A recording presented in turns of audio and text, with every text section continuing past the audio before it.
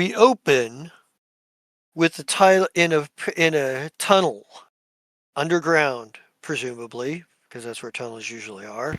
And there's stone formation, rock everywhere. We hear the sounds of battle. And the title card says 997 ABE, Under the Death Wall Mountains. And as the camera kind of follows the sound and swoops into a larger cavern, we see several dwarf-sized people in like fully armored up head to toe, like thick armor, fighting what appears to be a horde of minor undead, some ghouls, some ghast, a bit of some zombies, and we see them chopping their way through it. And we hear one of them yell as we get a close up of him with it, bury his, uh, take his axe on a backswing and take the head off of a zombie. He's like, uh, Sergeant, this is the fourth batch this week within the perimeter zone. And if the camera flashes to another one with, and this thick armor, uh, slam a zombie with a shield and then bury her axe with an overhanded swing into the top of the head of a ghoul in front of her, only to let go of the handle and gauntlet and just swing her gauntleted fist out to her side and catch another zombie clean in the face. And it's like the council had she's like, I've been putting it in the report to the council, Corporal. Just keep doing your job. And we see a bit more of this. There's a bit of banter back and forth. We get here and there, some of it indistinct, as there's the slamming of the, the metal shields on, rotting flesh, and the, yeah, and the, slamming of fists and axe and the crunching of bone. And we kind of get to an end of it. And as the one that was, identified as the sergeant, leaping over a couple of like fallen zombies directly at what looks to be the leader behind them, and buries an axe directly in its chest. Some sort of ghoul or gas that seemed to have been giving orders. And maybe mid-flight it crackles out black energy that hits every one of the still standing dwarves. And but she continues through the air and hits and buries her axe in its chest, and driving it to the ground with her full weight, and stands back up and takes her helmet off. And there's a dwarven woman, bald, with very intricate tattoos all over her head and all over her scalp. Just like from the the base of the skull up, covering where most would have, worn hair. She was bald, but has like all of these intricate tattoos, very, very like ancient looking. And she's like, uh, she starts digging her. She takes a moment to kind of like pause and ruffle through the through the ghoul that's in front of her, and its belongings and whatnot. Pulls out something, and she kind of looks at it, and the one she identified as Corporal kind of walks up behind her. He's got his helmet off, and at this point, and he has, not as many tattoos as she does, but he's got a few. He's a significant enough amount, and and he kind of looks at it. And he's like, is what do you think that what do you think that means? And she goes, and hey, Sergeant Rock Cleaver. And she kind of looks up at the corporal, and she goes, I don't know. What I do know is the council isn't paying attention to the warnings. Maybe this'll shake 'em loose. He's like, I think we should, I think something like this, and she points at it, this is old. It needs to go to the clerics. It needs to go to the order. And he's like, Corporal goes, "Hey, you're the boss. I'm just here to cut down the rotting the rotting bastards and the grave fleers." He's like, he was like, "Keep your axes ready. I have a feeling there's more behind this, and I have a feeling there's more to come." We go back. We fall back to the barracks. It's time for the next patrol to sweep the tunnels. I have to go see the council. And then we fade to black and we come back up and we get the title shot following the hawk that's flying through the air and over the land, over what we see of what we recognize of being overhead of Stubble. We see it like run into forests and like really, these deep forests and kind of like at the edge of the foothills and whatnot with paths leading through. We get the title card, Lands of Lazrikaan, and we jump cut to the party riding on horses. And I don't know what the most of you are talking about right now as you ride in to law, as you're kind of getting closer to Lawnweave. You got maybe you don't have a lot of travel left to go to get there. But what we do focus on is you have a couple of partner in terms of like audio is the first thing we hear distinctly is the conversation between a couple of your traveling companions. Sir Audis Friedhelm and his squire Gerthide Schnecht riding along with you. And the squire is like, "What I don't understand, Sir Friedhelm, is why the resurrection magics didn't work on Lord Stubble." And uh, Sir Friedhelm goes, "We don't know yet. The priest said that there was nothing that he could detect in specific, so there were no specific traces of why this would be. Cannot imagine the Lord would abandon the call for him to come back to his people from the afterworld. Not at such tense times, anyway." And he's like, and he goes, "Perhaps and maybe this is kind of the conversation that they're having." And the camera shifts over to Saren, who's riding fairly close. Saren, I want you to give me an auto hypnosis check. Because you are within earshot of this. And you have a mind that is trained to remember fine details. That's an appraise. That's not auto hypnosis. It's a good roll. Can we take it?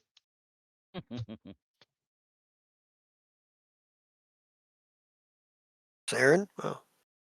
Oof. That's appraised again. Appraised again. Okay, Well, so I Saren, click Sarah, the button that says auto hypnosis and it rolls it as that for some reason. Oh, okay. All right. Well, then we'll take the first one then. Just keep things flowing. We'll figure out the character sheet stuff later. Curious. Um. Do it. Yeah, it does for So, me too. wow. Wonder what that's all about. Roll All 20 right. being roll 20. I guess. So there's something, Saren, about them talking about this. Like, and maybe it's triggered by something about like maybe Sir Friedhelm says, "Our friend," he says, "our new friends seem to have been disturbed by the fact when they were told what kind of about the assassination. Perhaps they know some things they cannot tell us." And maybe there's this moment, Saren, where just riding beside, reviewing your memory of things, like because your brain is trained to remember these kinds of details long after the fact, you would reach back in and you realize something very important, something everyone has missed up to this point, and something you only now think about it because them mentioning the fact that you guys had a reaction to the way in which he was murdered got you to thinking about a dagger, a barbed dagger, as a matter of fact, and realizing that Rassen, while he always carries a barbed dagger, it always seems to be the exact same one because the detailing on it is always the same. The engraving, the basic shape of the blade, the way the hilt is formed.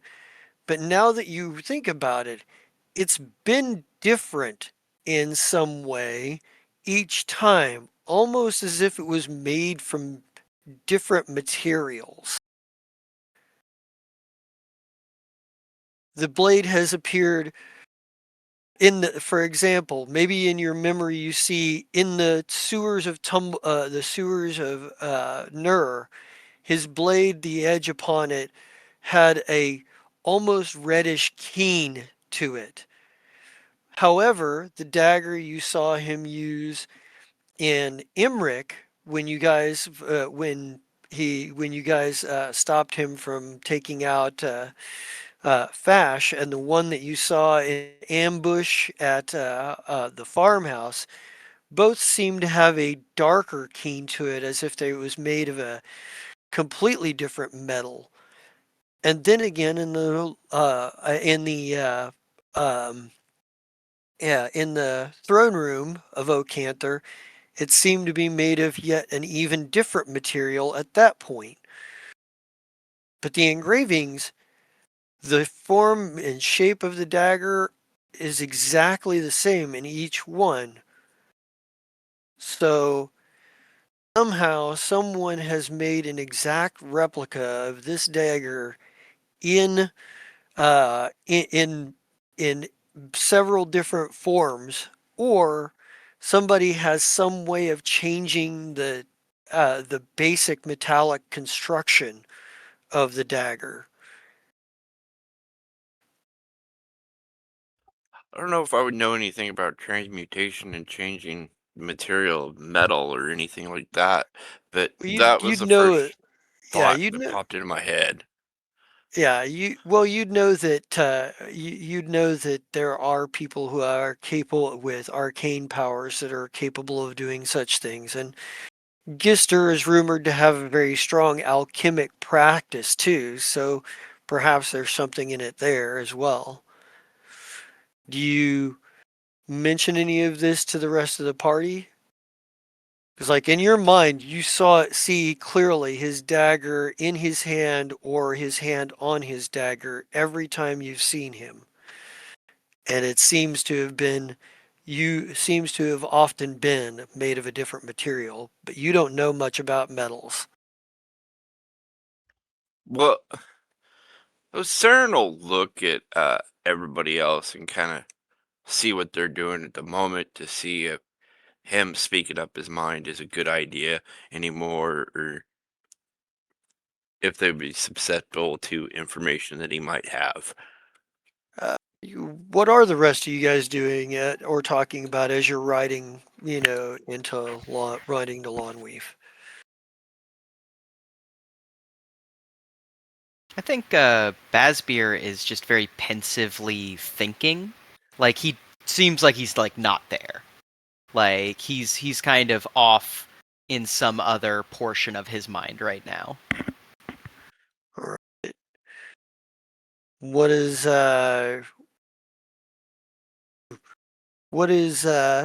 Avaria doing?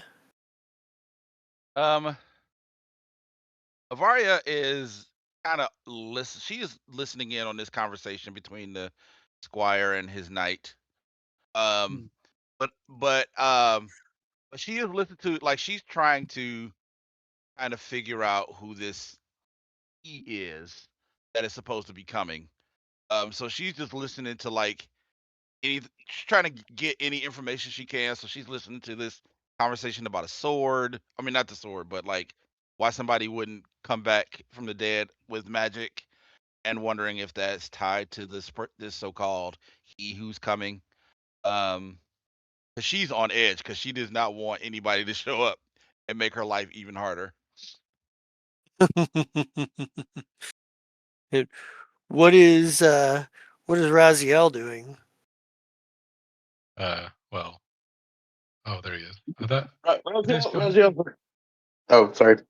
No, you're good. I didn't see you join. I was like, he's not here. I take it all back. Continue. Yeah, conversation moments as well. I'm around. Yeah. Raziel's just riding alongside of Arya. He's also kind of eavesdropping on the new night pair. Yeah. Ostensibly, they're traveling with you because they're going to a tournament in Lawnweave. Like,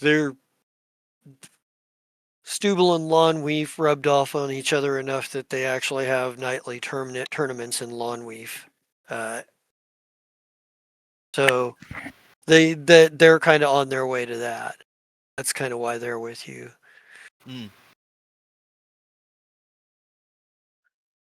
For the days on the road that you've been with them, they pretty much, they pitch in and help anywhere that you guys need help with camp routines and stuff, and take turns at watch and whatnot.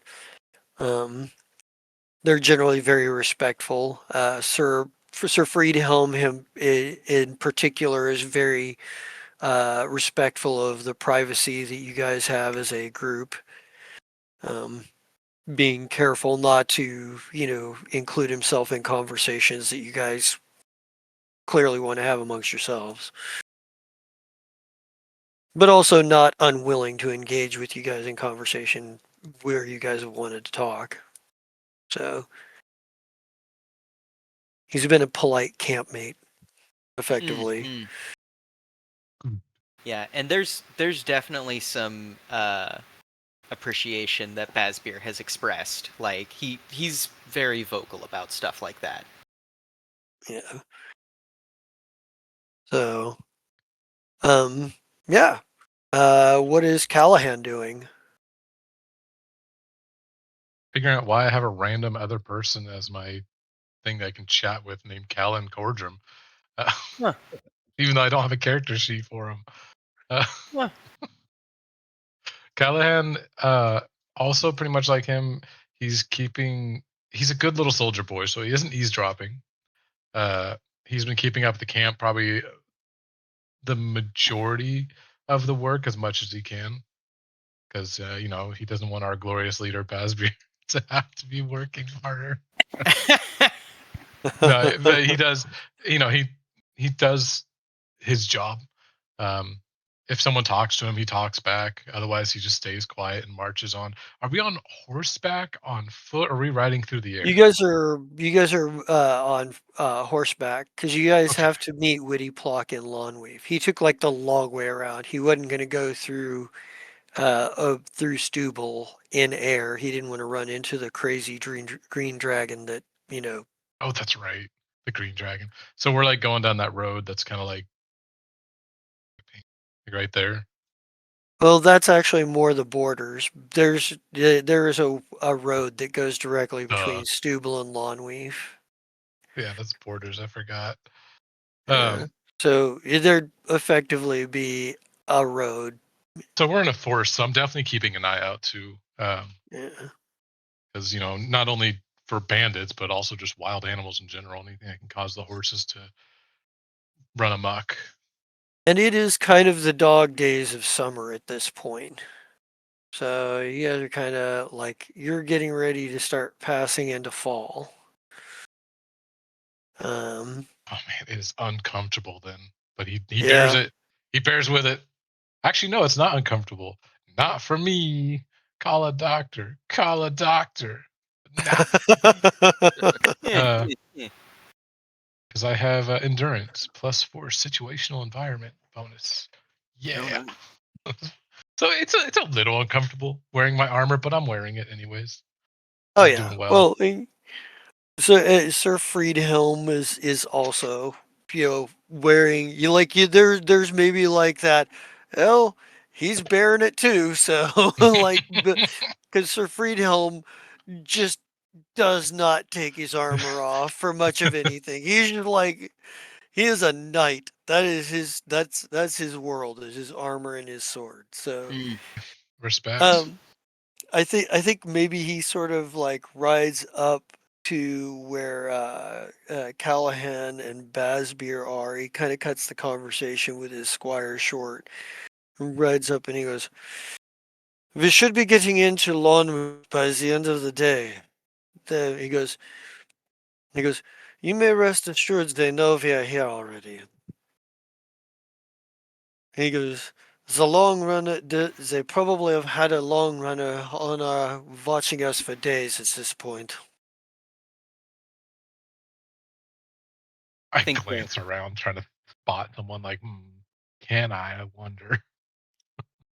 Yeah, he sees you like looking around. Goes, "Don't worry about it. As long as we are holding our peace, they aren't going to be a threat to us. They're more keeping an eye out for trouble, for bandits, trouble, mountain peoples that come down. Like that. There are tribal Goliaths that come down from the mountains sometimes, cause problems. The occasional remnant of revolutionary bands. He goes, they're not worried about those of us who are just traveling in peace. He goes, and you won't find them. They know their homeland very well. He goes, um, but yeah, uh, is there any like? How did any of you guys kind of respond to this? Like he kind of Okay, so what Saren's gonna do? He's gonna ride up next to Varia real quick. He's like, um, so that conversation was weird.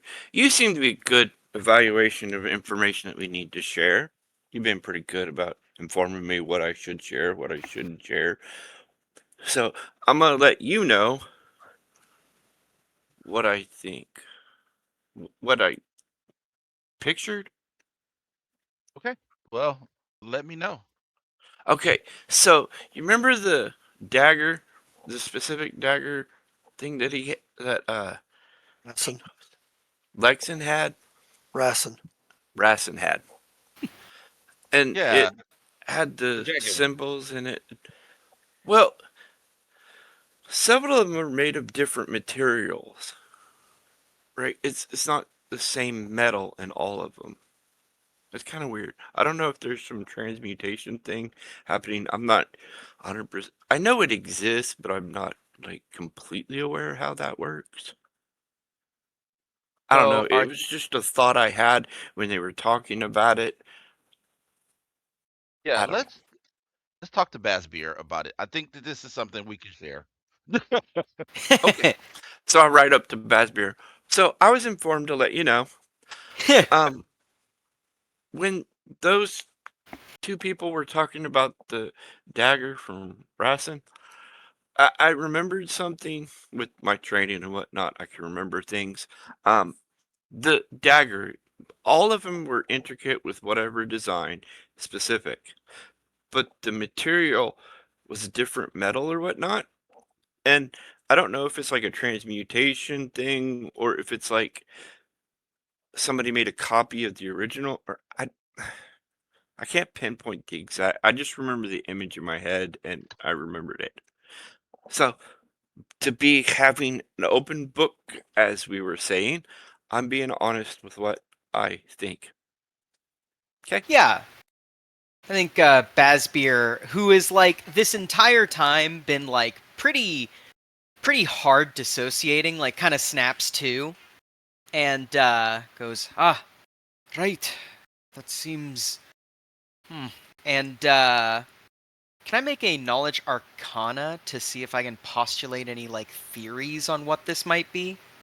Well, there's a couple of different routes you can take here. Like, what do you have? Do you have like engineering or any kind of smithing skills?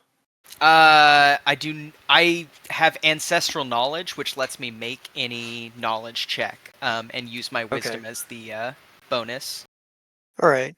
Well, I Um, would let you use a knowledge or a like if you can get Saren to describe what he means by different types of metal and get an idea of what each of them look like, you might be able to identify the specific metals with a knowledge, with some sort of like smithing check or knowledge metallurgy check or something, possibly even an appraise check, whatever works Sure. best for you. Or you can make an arcana check to see if to determine if there's there's a potentially a magical effect going on. Yeah, because I've also seen these dagger. I just like Yeah. didn't notice that they were different metal because I'm like not as keen on that. So two things. While we're traveling, I have my my dexterity aura up. But if you mention trying to recall something, yeah, I can switch to wisdom as if I'm like, helping you, describing what I remember from what I've seen. yeah, Like that. yeah. Yeah. That would be good because then that would give me what's the bonus again? Plus 4. Yeah, okay. Yeah, and doing that with my wisdom, that would end up being a plus 8 on any knowledge check.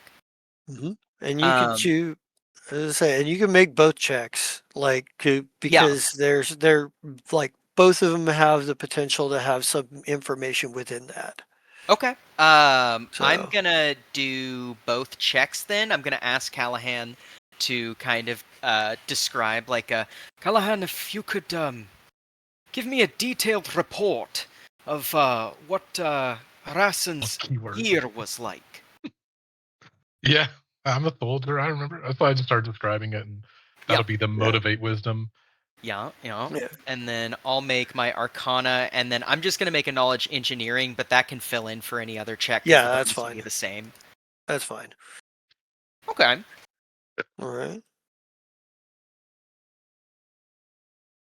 The Arcana's not bad. The engineering is, well, actually, the engineering is a 17, and the Arcana is a 22, because that's not factoring in the other +4 from the motivate wisdom. Okay. All right. So there are a couple of things that are going on at play here. Based on descriptions that you get out of Callahan and Saren about what the daggers were potentially made of, because there are a couple times that Saren saw the dagger that Callahan wasn't with you guys. But and between sort of what you know about magic, there's a couple things going on here. That blade, or series of blades, has been in different orders, made out of different materials. The ones that you can identify are in the sewers of Nur, it was made of abyssal blood iron, making it much, much easier to hit a critical strike. Effectively, the blades made with that kind of metal are much more bloodthirsty. They create much more grievous wounds on a crit, on a strike in a vital area and whatnot. The one that he used in the one that he had on him and in Halif, for example, was a much more interesting one. And this one is a high end.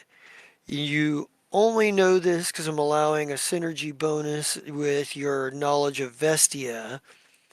I'm giving you a +2 to that on top of is that there's a metal called Thinouan. It is not known by a lot of people, but it is very well known by Vestia. In Hmm. fact, there are great mines of it. And Thinoon is a metal that when someone dies, having been struck by a blade made of or a weapon made of this metal, whether they're the person wielding it or the person that is dead, that is killed with it, cannot be brought back to life. The Uh, soul is effectively trapped in the blade until they kill somebody else, in which case that blade is, or that soul is destroyed. um, what is the metal called again? Thinoon. Thinuon? Mm-hmm. I think Bazbeer will ponder for a moment and will turn towards the knight and say, I believe I've solved your mystery. And says, a material very familiar to my people due to our conflicts. Thinuon. Perhaps when you arrive in Lonweath, you should send a runner back. He goes, Thinoon? What is this Thinoon? 'Tis a material that is used to trap the souls and to prevent resurrection. Kind of says, it is well known in Vestia's circles. He goes, that such a thing even exists is terrifying in its own right. The He goes, profanities that come from Vestia will surprise you until you have seen them all.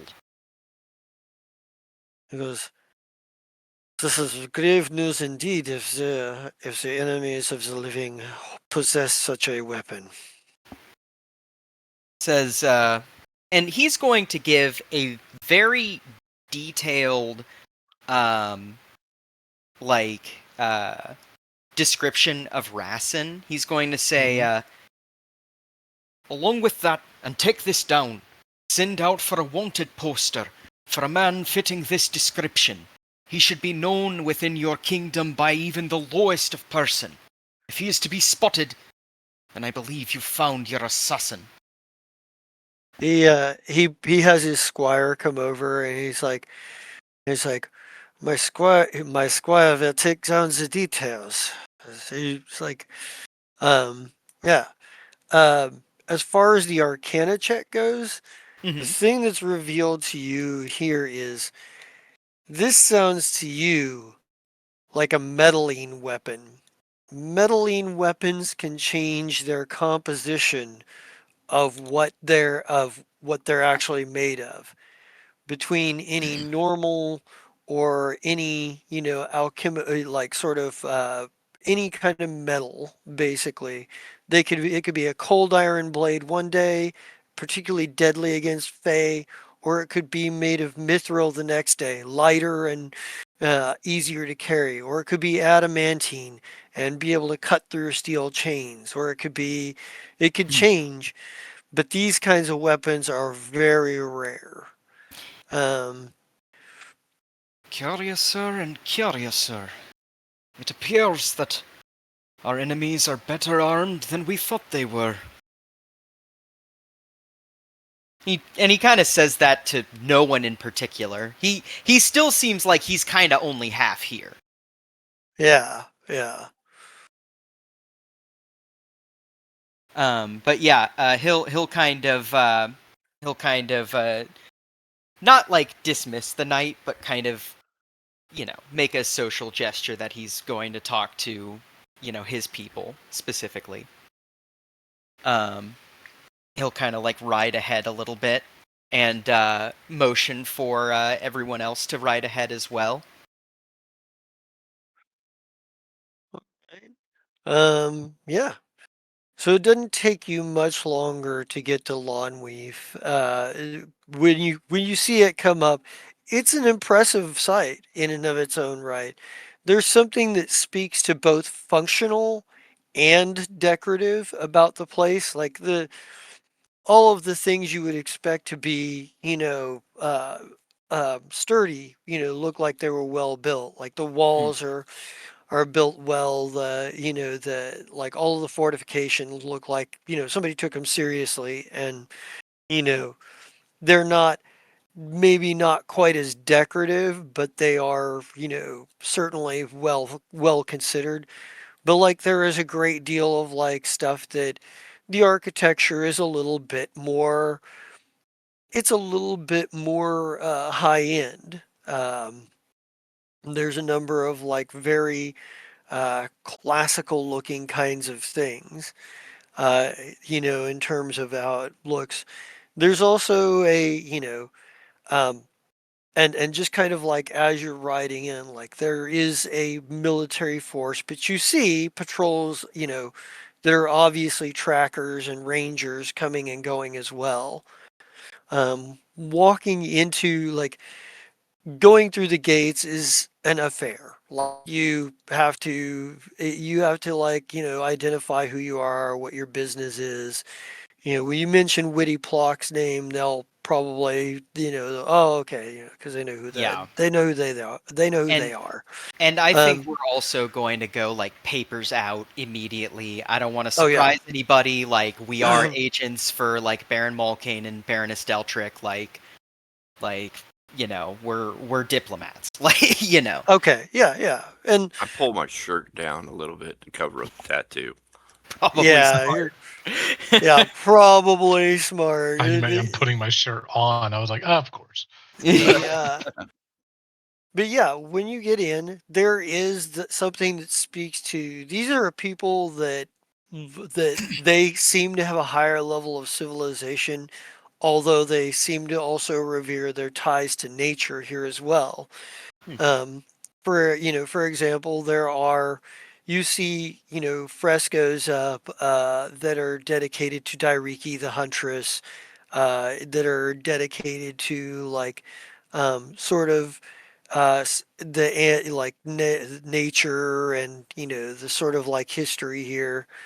Um, and when you kind of come through the door, there's like you see a number of things. There's somebody that there's you pretty much open into like the business area because Lawn Weave is like, yeah, we're gonna put our business right where we're gonna get our traffic. Mhm. And like you see the nobles like sort of like castle off of sort of closer to the city, closer to the center of the city. But the people here, first of all of you get a very different feel here. One, the streets are surprisingly diverse. Not that there's a lack of like maybe for those of you from the north, you're used to maybe a handful of orcs or goblins and an elf or two here and there, maybe a couple of gnomes. You know, there, but there's never like a sort of like you've never seen like a diverse mixture as you've got here. There are Goliaths walking around. There are at least two or three different types of gnomes. There's halflings, there's humans, there's a few elves, a few goblins, a couple of orcs. This place is just, and all of them seem to be getting along fairly well.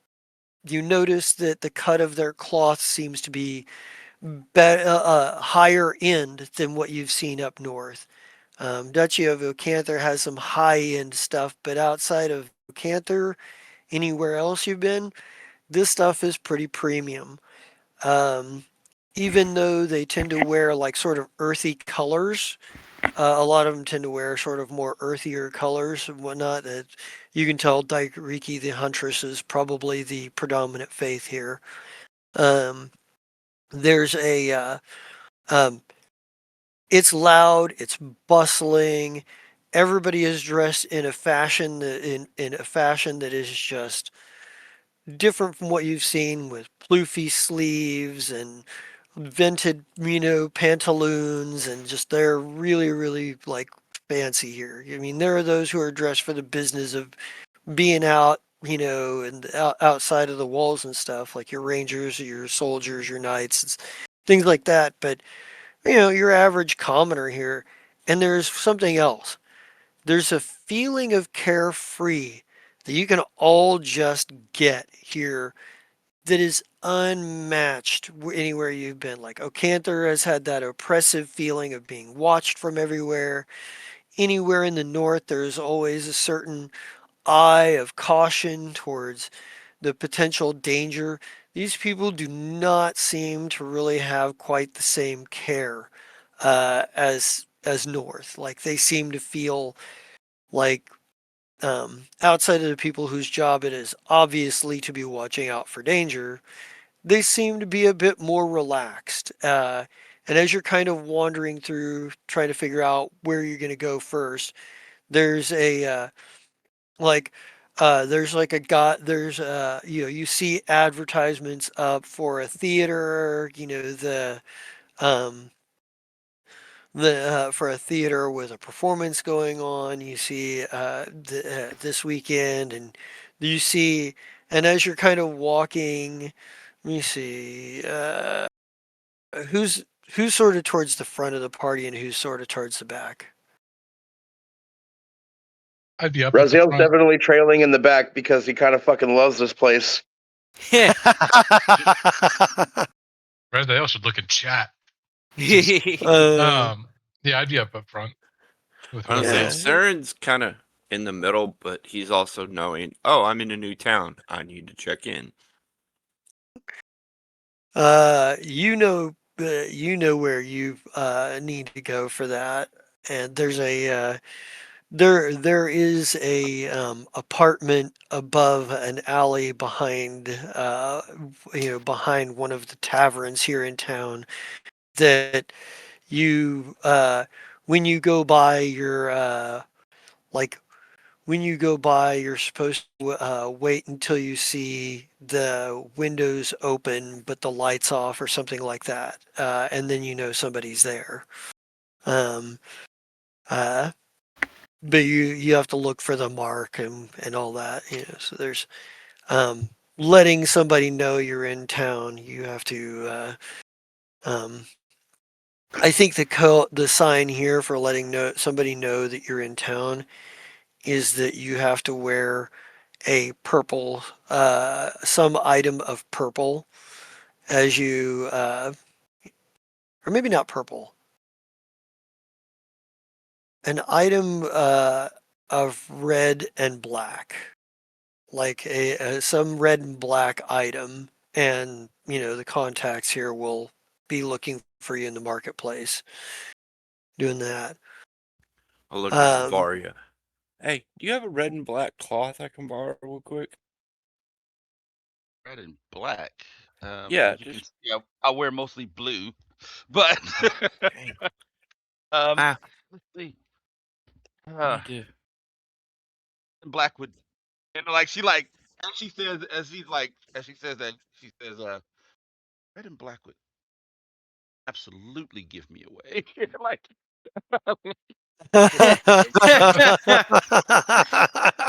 Yeah. Yeah, uh, true. Well, I'll find that. No big deal. It's just something I need to.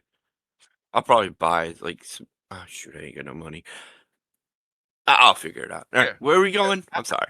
so I have some money. We can buy you something red and black. If What do you need it for? Oh, it's just something I need to wear. Um, It's gonna Darren, look cool.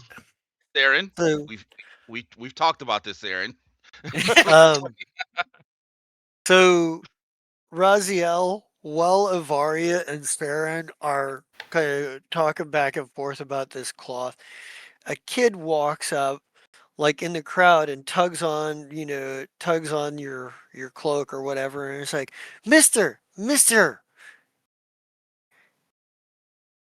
He does this to Raziel or Saren? Raziel.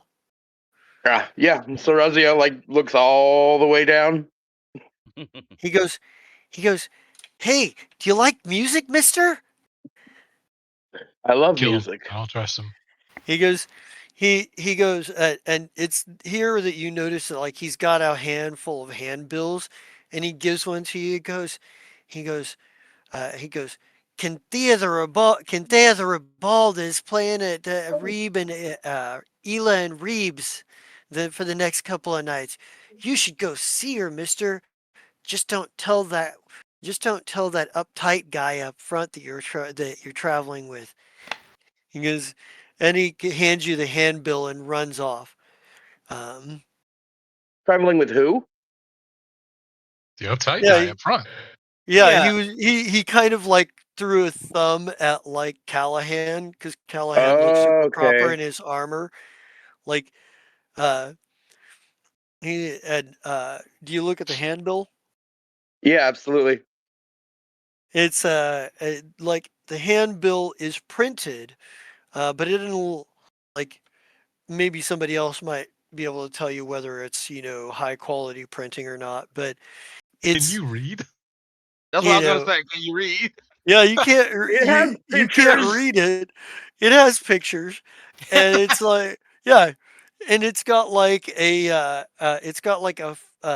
fiddle. It's got like the woman's face and a fiddle next to it, and what looks like a gnome's face, judging by the beard and the ears, perhaps, um, with a banjo next to it.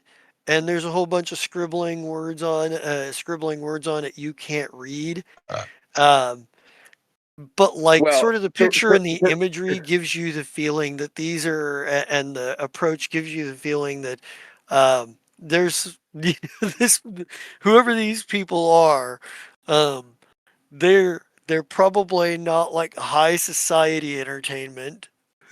all right. So Raziel's gonna stare at the little pamphlet for a few seconds, kind of like rotating it in his hands, briefly holding it upside down before realizing that has to be wrong. And then he's going to think and realize that there's only one person in this party who does know how to read, at least to his knowledge. Bazbear. So he hands it to the most uptight guy in the group. I love it. Bazbear probably will ride back and say, "Yes, Raziel, how can I help you?" We were invited to some sort of party, and he hands you the pamphlet. Yeah, and And then Bazbear he leans will in and take he leans in and he's like, "But I was told not to tell Callahan."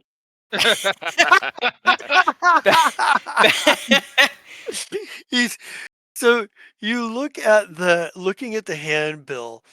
It's for some place called Ela and Reeb's Ale House, and the handbill is advertising for the infamous bar duo of Kenthea the Ribald and the Ale Slosher. Uh, the and ale there's some slosher. Hell yeah! and there's a thing like and there's a thing on there about um there's probably some stuff on there about how their infamy currently banned in Lex Fair, uh, run out of Uthard, like with fines and charges in Giston and Goat's Mouth. Like these are bards of ill repute. None of the charges sound like it's violent crimes or anything. It just seems like they just really break any kind of public decency rules is what you're getting the impression of from here. Yeah. Like I think Bazbear. I'm gonna give you a look into what Bazbear's thought process is for this one. He thinks, these guys are probably rough customers. Well, the guys I travel with are rough customers. Some shore leave could be nice. We've left death and destruction every place behind us. And then he turns to Raziel and says, "Here's the address. Here's the place you're looking for. Take everybody but Callahan. I'm sure it wouldn't be his scene."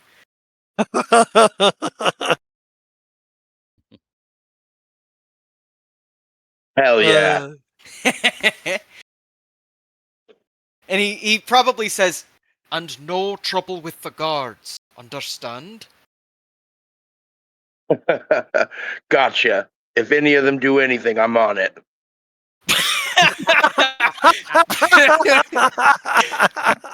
Bazbear sighs and rides back up to the front with a "what have I done" look on his face.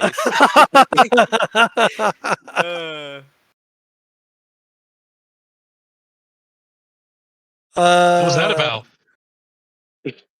Nothing. Bazbeer looks and says, "Oh, they're going to some sort of illegal bard meeting or something." Illegal what? Says, "Don't worry about it. We'll be doing some reconnaissance tonight, you and I." Balloon.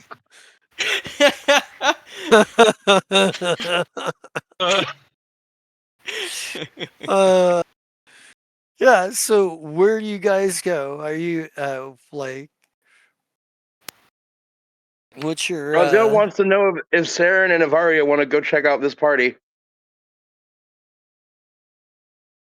It's like, yeah, tell Callahan so he can go.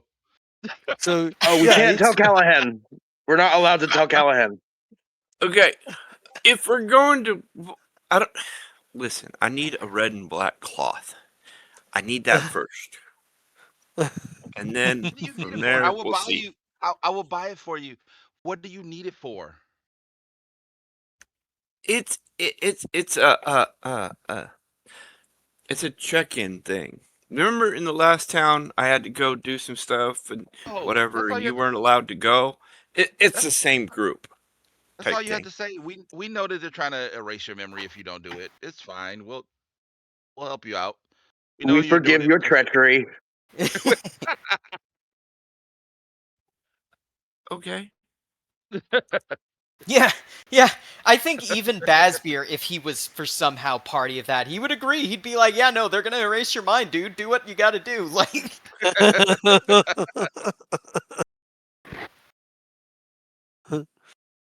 uh so it is kind of getting to the evening time, and like they're performing in the evening. They're not performing like all day long. It's their, but they but yeah, they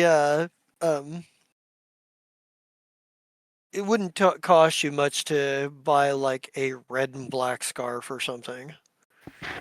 yeah, I will give. How much would it cost? I will give. Actually, I will go. I will go with Saren to buy, and I will try to diplomacy. Whatever I can do. I'm a barter I'm tagging for along. barter's Mm. sake. So I don't know if it's gonna work, but why not? Um, yeah, Wait, I'll well, go you to. had someone that had a 12, or no, sorry, a 15 in diplomacy. Shucks. Apparently, you can't come because. we're working. We're Callahan. We're working tonight. Yeah.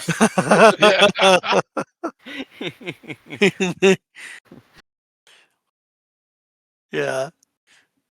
Anyway, so I will buy the scarf Say it's or whatever. it'll cost you about 5 silvers. Yeah. Okay. I go with Saren. I carry the money for him since he can't carry money, and I talk Oh, to the. Saren, does your character have vow of poverty? Yep. Surprise. That's Cool. why I'm wearing Oh, these rags for the entire dude, at trip. high levels, that's gonna get so crazy for Soul Knife. Fuck yeah. Yeah, He doesn't. I He doesn't. read through it. It's pretty fucking crazy. He doesn't wear shoes either. Like he literally does just wear rags. He wears like a tunic he's worn for like 3 Well, yeah, years. you're not even allowed to have like more than 10 silver pieces worth of equipment if you're doing the whole sacred vow thing. So that tracks. Yeah. Yeah. So I talk to the vendor. We're like, a gold piece for a scarf? Are you kidding me? I have 5 silver here with that scarf. Yeah, he kind of he kind of is like, They probably wouldn't start with a 13 diplomacy. You probably didn't start at a full gold and go 50% Like down. You probably started at sil- like 8 silvers or something. right, like 7 silver. I have 5 silver. Is that good enough for that It's star? like, yeah, it's like, yeah. He probably looks at the two of you, and he looks. He probably Three. looks at your, or the three of you. Yeah, he Because probably looks at the three of you. Although this is something odd for you, Raziel. People are not reacting to you the same way they've reacted elsewhere. Probably because there are Goliaths around here who are of a similar size, so they're just like, it's another big folk type person. No, absolutely. Raziel, this is his favorite place up north so far, except the the Stoneboard Dwarves Mountains. Yeah. Close second. As a matter of fact, a unique thing about one of the nice things about Lawnweave is that they actually are built with Goliaths in mind. So many of the shops and stuff aren't take into consideration your bigger size. Varia, you pay this honest man a fair price. I am paying him a I fair haven't price. bumped my head once. Yeah, I am paying him a fair price. 5 silver is a fair price. yeah. I mean, even if we Bazir's not just here to got, double check that, so Raziel's just going to take your word for it. He's like, huh? I did not know that. I now need a Bazbeer teaches Raziel how to read art. yeah. He'll do it. He's I a know, but teacher at Raziel heart. won't think to ask. Yeah. uh, yeah. Yeah, it's easy enough to buy like a red and black scarf. And yeah, Raziel is just this place was built a lot more with people your size in mind. Like Pothil had a few places just because there were a couple of really big orcs that live there, but like this place is built with like traffic of people your size in mind. So Loving it. yeah, he's like In fact, Raziel's going to buy himself a hat, a hat. and it's going to fit. Ah. Yep. And yep, he can buy a hat in his size here. He can his, he can definitely buy a hat in his size. What kind of hat? Varia, buy me this hat. Well, he's not buying the hat. Yeah. Like, I am going to buy a hat. Avaria, buy me this hat.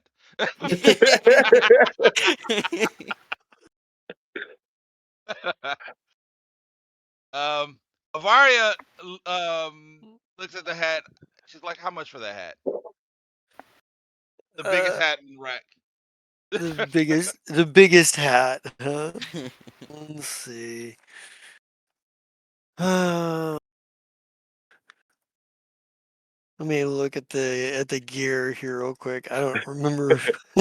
Probably like it was one thing to guess one item, but now you're making me actually be like, what would that cost? Tools, drink, Plus one returning masterwork hat, please. Plus one returning hat. What are you, odd job? Right. I want to be. Yeah, fair. Where is it? I know there is a section What for was the guy it. with the metal teeth? I see Raziel as more in Jaws. that. Jaws, Jaws. yeah. Yeah, Jaws was. Everybody remembers Jaws, and that Mhm. guy was hired just because he was big. He really wasn't an actor before at that point. They were just hey, like, Jaws "You're got big." a girlfriend though. Yeah, Yeah. it's true. Oh, there it is. Anyway. To be fair, Jaws also had an odd job. Yeah. That's true. That's true. I'm gonna say that it's for the biggest hat they've got. It's a 1 gold, 1 gold piece and 5 silver, and it's got a broad brim, and a big plume on top of it, like a Yes. big feather out of the hat band. Just this Let me big, see how much gold I have. think I will- swashbuckler style. I will pay full price. I will pay full price for that. That 1 gold and how much? 1 gold and how much silver? 5 silver. I will pay full price for that. So now Raziel has a big swashbuckler hat. Complete with the giant feather and everything. It's great. Yes. That's so He's rad. wearing that shit. You gotta make it. You have to make a hero forge now with that hat. Yeah, yeah. All right, I absolutely fucking will. It's great. Yeah. Nice hat. Okay, scarf. I'm just using it temporarily while we're in town. Really, it clashes with my whole style and what I'm trying to go for, but Yeah, you do look kind a of little need it. odd. You have this fancy scarf, but you're wearing rags, everyone. It's the only item that isn't rags that you're wearing. Right. Nice. All right. So yeah, he's yeah, you guys you walk out when you walk out of the store, people look at Saren funny more than they do Raziel, cuz Raziel, they look at him, they see the big hat and they're like, tourist. That guy must be important. Yeah. Like Just- they're either like he's important or tourist. But like It's but just like something.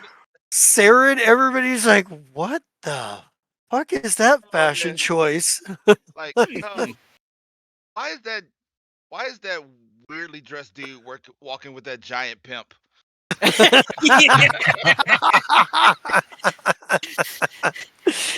With that giant. Oh, that's great.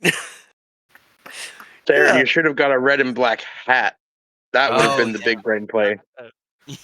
Oh It- man. That's not how it works. I don't get to choose.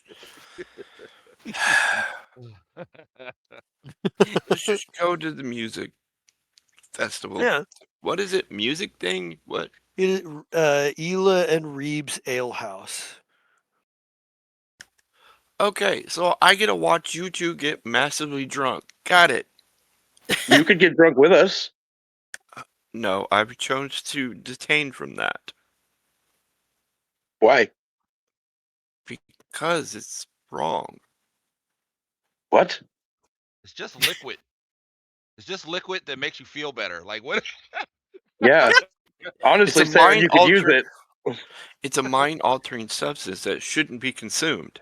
If you want to, that's fine for you, but I chose not to. What if I I will have what if water. I bought you the drink? I cannot consume it. I am sorry. Darren, I have to say that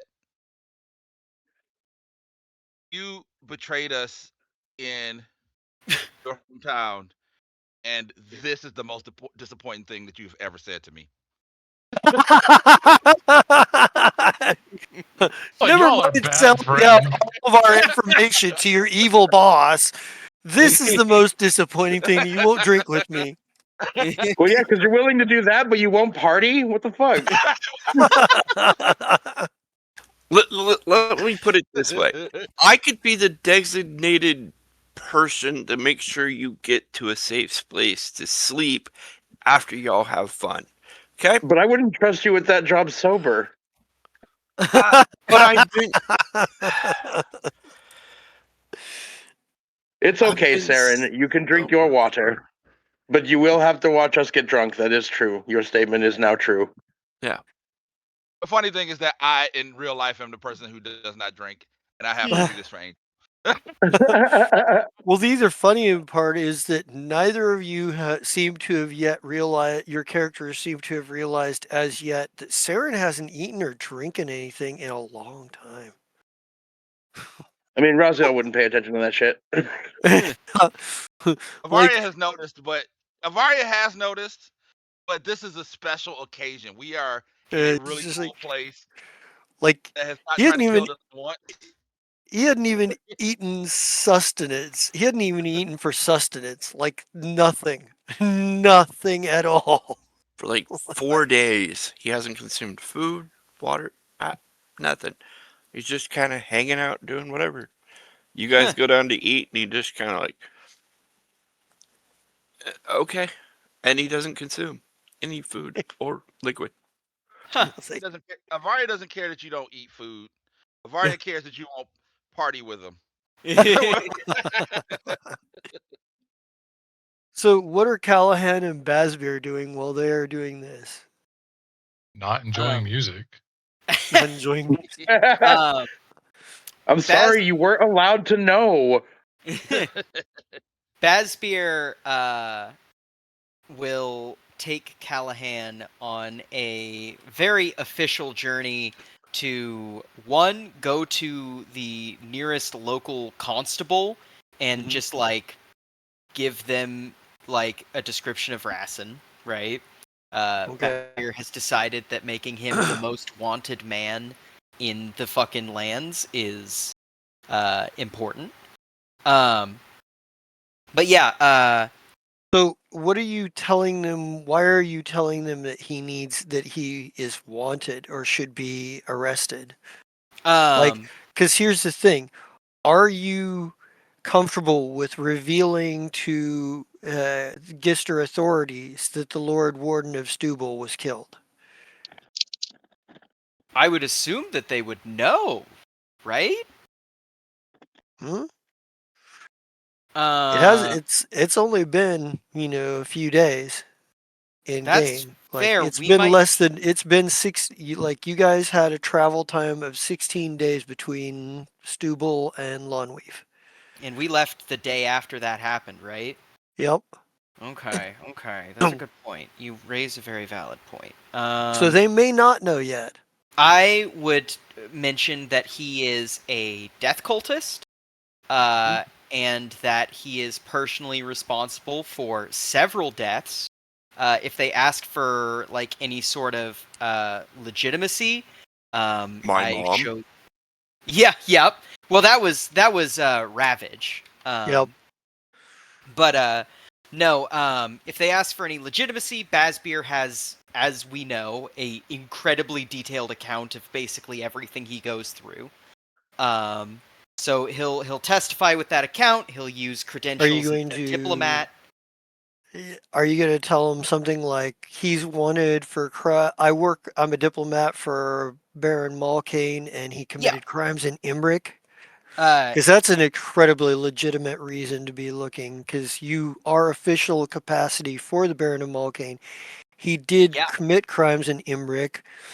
yeah, that would be the most legitimate claim I have to this. So yeah, I would say that I'm a diplomat on behalf of the Barony of Malkane. We are not necessarily looking this is not our final stop, but we know of this guy. He might be in the area.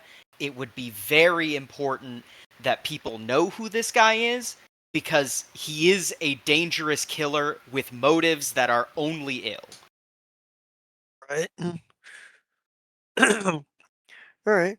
Like we have a criminal that's on the run from Malkane. He was part of a conspiracy in one of the villages up there, and we're on a different mission, but we know he's in the area. Be on the lookout.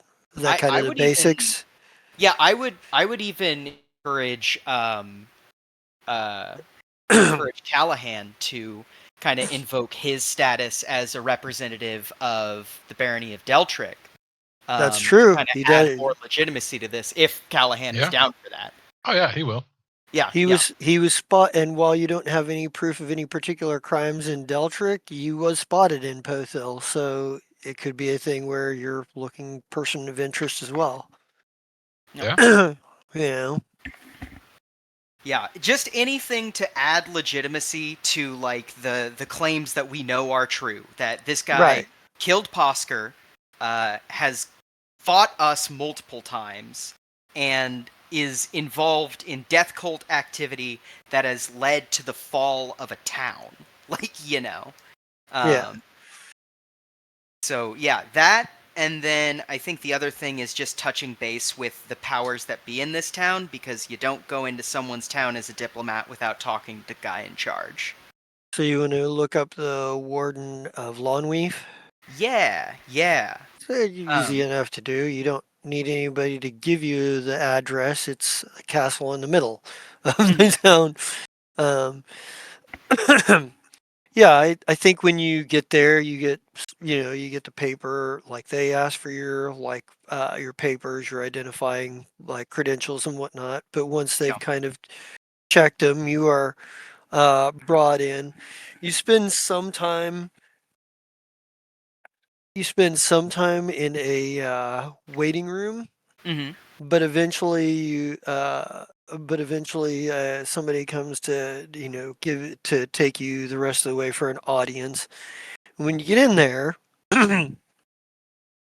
it's not one but two that are in there. Hmm. Looks to be brother and sister. Looks to be twins.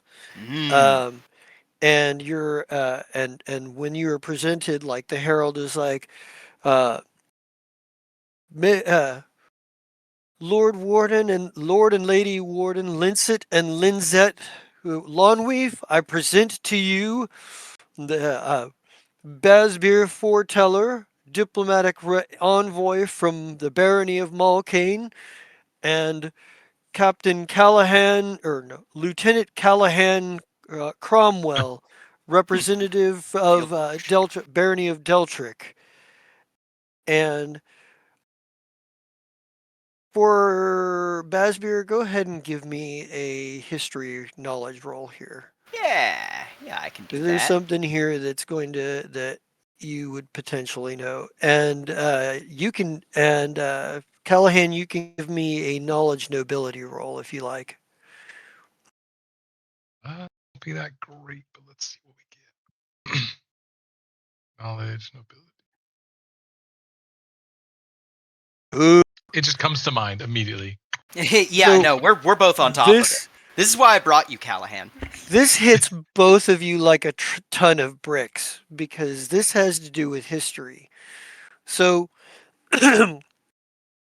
when Duke Ocanther reduced the House of Stubble to warden status, it caused a diplomatic incident, a big one. Stubble declared their independence, and the House of Lawnweave actually backed them up, being that the two places had fought each other for many years before. They developed some respect, and Lawnweave backed Subal's play.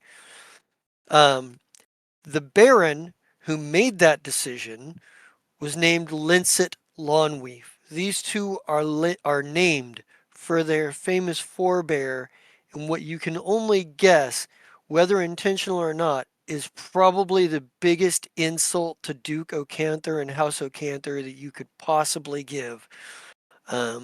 Because Lawnweave was likewise reduced from barony status by Gister as part of a political deal to prevent a wider spread war from taking place. Like the diplomatic agreement allowed Stubble to become a baronet with no voice, and Lawnweave was reduced to warden status, as Stubble was still reduced to warden status. So Lawnweave paid the price with Stubble, but they did it because Baron Linsett Lawnweave chose to back uh, his respected enemies in Stubble against Ocanther, and both places paid the price. Although Lawnweave is not an independent state, um, but and you have to wonder because they both appear fairly young. You have to wonder if Ocanther is aware of their namesakes yet. Mm. I ain't telling them. Yeah. But Yeah, I got no reason to talk to that guy. yeah, Linsett and they're both kind of like, yeah, come in, come in, come in. And she's like, we don't get we don't get many from the northern from the northern nations this far south. He goes, there's a, he goes, what brings envoys from Malkane and Deltric this far south? We come bearing unfortunate news. Multiple pieces. I apologize for being harbingers of ill fates in your court. I think Linsett it kind of is like kind of scratches his chin. Linsett appears all like is like, go on. Kinda says, we come bringing news. From the north, death cults find themselves profligating and becoming larger. We find ourselves in a time of trouble, and we believe, though we have no hard evidence, we do believe that there are greater powers behind these death cults, and their reach is coming closer than you might be comfortable with. Kinda Yeah. continue. Oh, go ahead. Yeah. Well, I don't think they'd interrupt you necessarily, but Yeah, so he's good. Yeah, he kind of continues and he says, there is grave news. Towns being sacked and destroyed by armies of undead. A house once completely dormant, risen from the grave. And even worse, come bearing very dark news that comes from Stubble. This has not been released by anyone else, so I ask for your discretion in this matter. I think Linsett speaks up here. He's like, grave news from our friends in Stubble. What then? He goes, that is disturbing indeed. But we've always kept faith with Stubble, so if this is of importance of security for Stubble, will of course exercise discretion in this matter. Says, of recent time, it is believed, of the last 3 weeks, about 17 days ago or so, the Baron of Stubble was murdered, we believe, by a member of the death cults, a Rassen. They both look like concerned about this. It's like I was going to write off your worries as being somewhat premature given our natural borders, but if they have gotten to the Lord of Stubble, and you perhaps I assume, however, that the High Priest of Dairiki, the Huntress, has revived him. There was no cure for this death. They look at each other. The priest could not resurrect him. We believe that the death cults are receiving aid. We believe that they are receiving aid from great enemy up north. But also, to be transparent, we come seeking out, and he'll pull out the handbill, the source of this, and he'll hand it to whatever runner will run it up to them. And this is the recruitment handbill. Okay, yeah. Like Bazbeer Yeah. is. These people seem like they are on Stubble's side, and Stubble is on our side, so they're my allies right now. Like I they're think the closest thing I can get to an insider ear on Gister.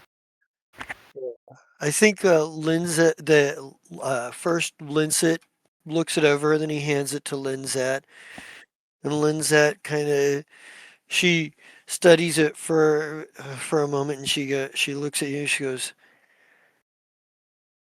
there are a number of printers who could have been behind this, but the most likely, he says, but the most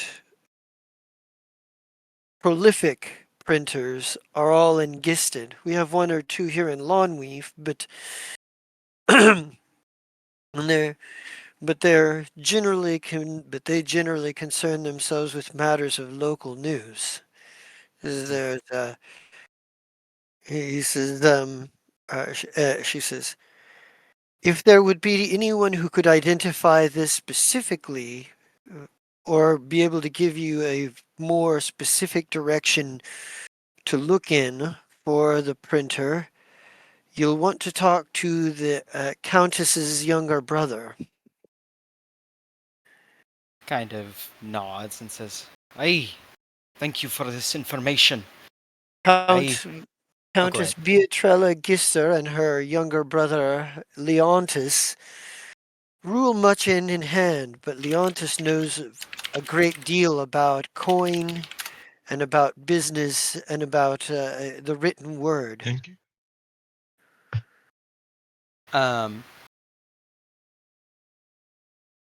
Were you gonna say something, Callahan? No, I said thank you for typing that out. Oh That yeah, was yeah. Oh, yeah. Leonatra. What? Leontis. Leontis. I was Yeah. mentally struggling. No, you're good. Yeah. Yeah, I think Bazbeer probably says, "Thank you for this information. Though I come with ill tidings, I hope to be a clarion call, a light in the distance. There is war coming, whether anyone likes it or not, and it's proven its fronts to be at any doorstep at any time. I hope that my tidings do not fall on deaf ears." I think I think Linsett says, "Well, Longweave may not look like it, but we are always prepared for danger." He says, "We have a," he says, "we have a long tradition of putting our blades where our mouths are. We stand by what he says, we stand by what we say here."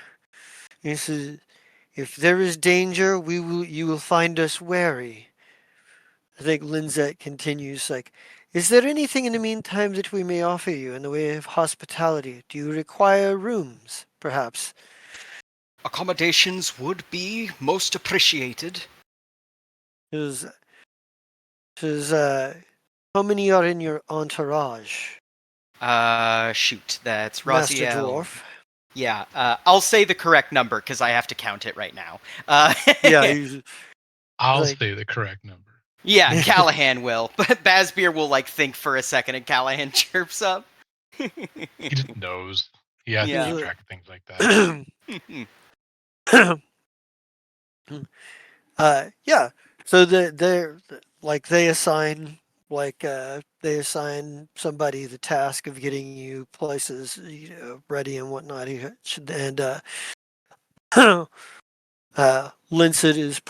Linzette probably is like, in the meantime, you are welcome to join us for dinner this evening. In the meantime, you are in a couple of bells. And she's like, "Will be. Otherwise, you may take meals in your room if you wish." Says, Of course, your hospitality is much appreciated. I thank you not only as a representative of Barony of Mulcain, but also as a diplomat myself. she says, and I think Linzette will ask a question. She goes, "If you don't mind me," she goes, "if you don't mind me asking, you're an odd one. I've seen the occasional dwarf before. There are the dreamers in the Abrish Mountains, but I've never seen one like you. You I think that- appear almost as undead yourself." I think Bazbeer perks up at hearing about another potential clan of dwarves, something that he will investigate later. But Bazbeer says, "Unfortunately, from where I am from, the influence of Vestia is so strong that it has affected the very bones of my people. But rest assured, we are unified in one goal, the ending of the great enemy." And He really hates undead. yeah, Yeah. I think Linsett nods and he goes, "You've given us much to think about. the assassination of the Lord of Stubble, particularly with means that cannot be revived from, is a very disturbing incident indeed. It's like, um, and I think Lynn's dad is like, probably is like, we have a, if you had, he goes, says, if there's no further business for the time being, I'm afraid my brother and I must discuss current events. Yeah, which suits Basbeer just fine because he wants to have a brief conversation with Callahan. Okay? All right. Yeah, Ooh. he'll pull Callahan aside and say, Master Callahan, are you a fan of music? Quick question: what's the people that are playing right now? Jessa? Kinthea the Ribald and the Ale Slosher. Just because it's like, yeah, at times. I heard one of my favorite groups, Katea the Rebelled, sometimes plays in this area, so I was hoping maybe to stop by and see if there was a spot playing. This is Basbeer. probably one of those that your parents just do not agree with you on. Yeah.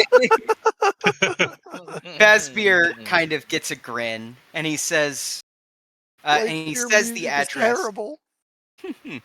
Yeah, he says the address to the place and he says, but go dress down and try to relax. One question, because I didn't hear it mentioned. Yeah. To Basbeer though, like I didn't hear it mentioned out of character, but he'll be like, were you gonna tell them about the daggers as to why he couldn't be revived? Basbeer kind of gives a slightly coy look and he says, there are two reasons I did not mention that. One, one, it was beyond the scope of what they needed to know, and two, further information may only cloud their judgments. Nod at that. It's sound logic. And yeah, he says, I'm glad that you came with me. I understand that working when we've been doing nothing but work for months is tiresome. Please take the night off. No problem at all. Trust me. Yeah. In school, work was every day, all day. And to be fair, it's not hard to hear about Kinthea the Ribald and the Ale Slosher. They're Yeah. pretty notorious throughout Gister. Like the kid was telling the barbarian not to tell you because you looked like you wouldn't enjoy it. But I'm sure there's more than a few people like in the marketplace or around that you could have potentially overheard it from. Eventually, yes. But I just Yeah. like the fact that they were all like, "Don't tell Callahan." Yeah, my favorite. It's my favorite band. Oh yeah, Raziel's gonna freak when he sees you there. He's gonna think you did something wrong. So, you're I think to one degree or another, like by the time that you like Saren, Raziel, and um, Avaria. Avaria, sorry, when you guys get there, they are doing like you go in and it's sundown already. Like there's a some bards that like warm up. There's a pair of bards that warm up for they're the sort of the opening act, and they're not bad. They're pretty good, and they seem to be local favorites. Although most of anything that they're doing are songs you've already heard, like there's a few songs you haven't heard, but they seem to be fairly. Uh, Saren, you just get the vibe that Ocanther and residents of Ocanther are really, really not liked here.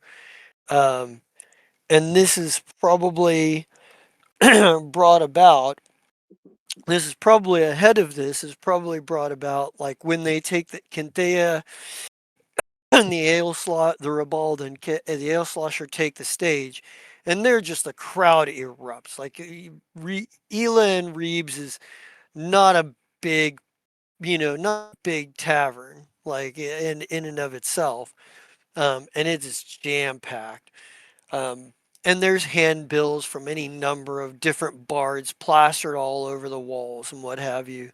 When Kinthea and the ale slosher take the stage, Kinthea is a halfling woman carrying a fiddle, and the ale slosher is a gnome, comes out with a banjo, barefoot, no shirt, and has a and obviously has a big jug of ale with him as he walks up on stage.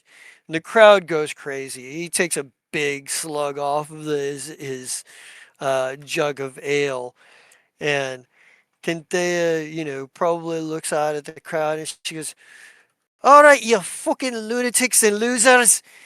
What?" He goes, "Ears full of you penny knaves out there." He goes, and she goes, "What are you?" And she breaks out her fiddle and starts playing, and the ale slosher grabs his banjo and starts playing. "This one's called Duke O'Canther's Pants." And she just riles into like, and this is about the time, Callahan, you walk in. Um, and they go off into this just righteous like drinking song about how uptight and mean Duke O'Canther is. Like they harpoon him with a clever wit and with a whole lot of like disregard for his for his reputation or authority. Like they're just lampooning the shit out of him. Uh, Stern is massively uncomfortable. like, Massively uncomfortable. uh, um, like they play through like a few songs at like they've apparently got like a repertoire. Like the second one they play is um they play uh Dead Man's Draught is the next one. And Callahan, I don't know how you feel about this one, but this is normally in the North. It's a song that's sung from the perspective of a soldier. Like it's an old ballad from the perspective of a soldier going off to war against Vestia, who knows he's probably going to die or worse. But they have changed it to make it a drinking song and lighthearted. Um, like it is a complete 180 from how somber and like serious the song is sung in the North. No, see, Callahan had a rebellious phase. He fell in with this band. He loves them. Yeah, so he's digging it. Like you see Raziel, Sarah, and Evaria, like, uh, and what have you. Like the next song, so and I don't know if you make your way over to them. Like No, you he's gonna be probably sitting at a see them table. before, like you probably see them before they see you. You guys can make a spot check to see if you see Callahan has made it there or not.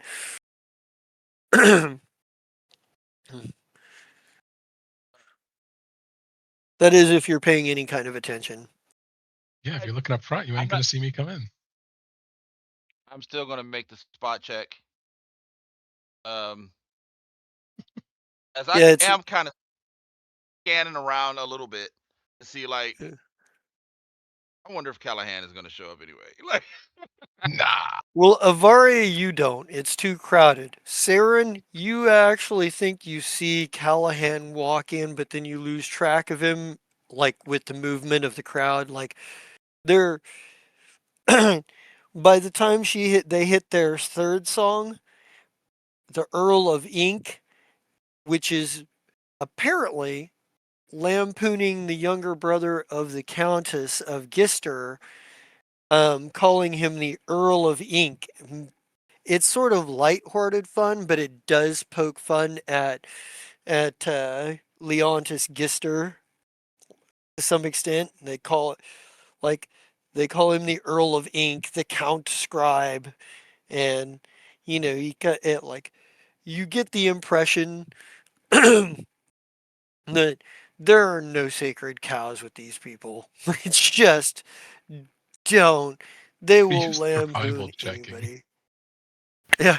I'm having that similar problem. I think Saren was earlier. What are you trying to roll? Spot. Huh. Mm. That's a different issue because that seems like a you problem. You might be just clicking the wrong dice roll. If you hover over it, should say spot check or survival check. Yeah, it's a spot check. Okay, and now the button's like not even fucking working. Oh no. uh, Mm. I've got a It's just +4 not break. spot. Well, just roll it manual. Okay. Yeah, Slash. you're rolling survival, actual survival, because it's rolling with +8. Yeah. that's weird. All right. We'll see if we can sort that out for you. So. And it's +4, right? Yeah. You're the one with the character sheet. No, I'm bad at the game. It's /R and then you got to put a Yep. Thank you. no problem. And then no space after the 20, so it's /R space D20 +4. D20 +4. Roger.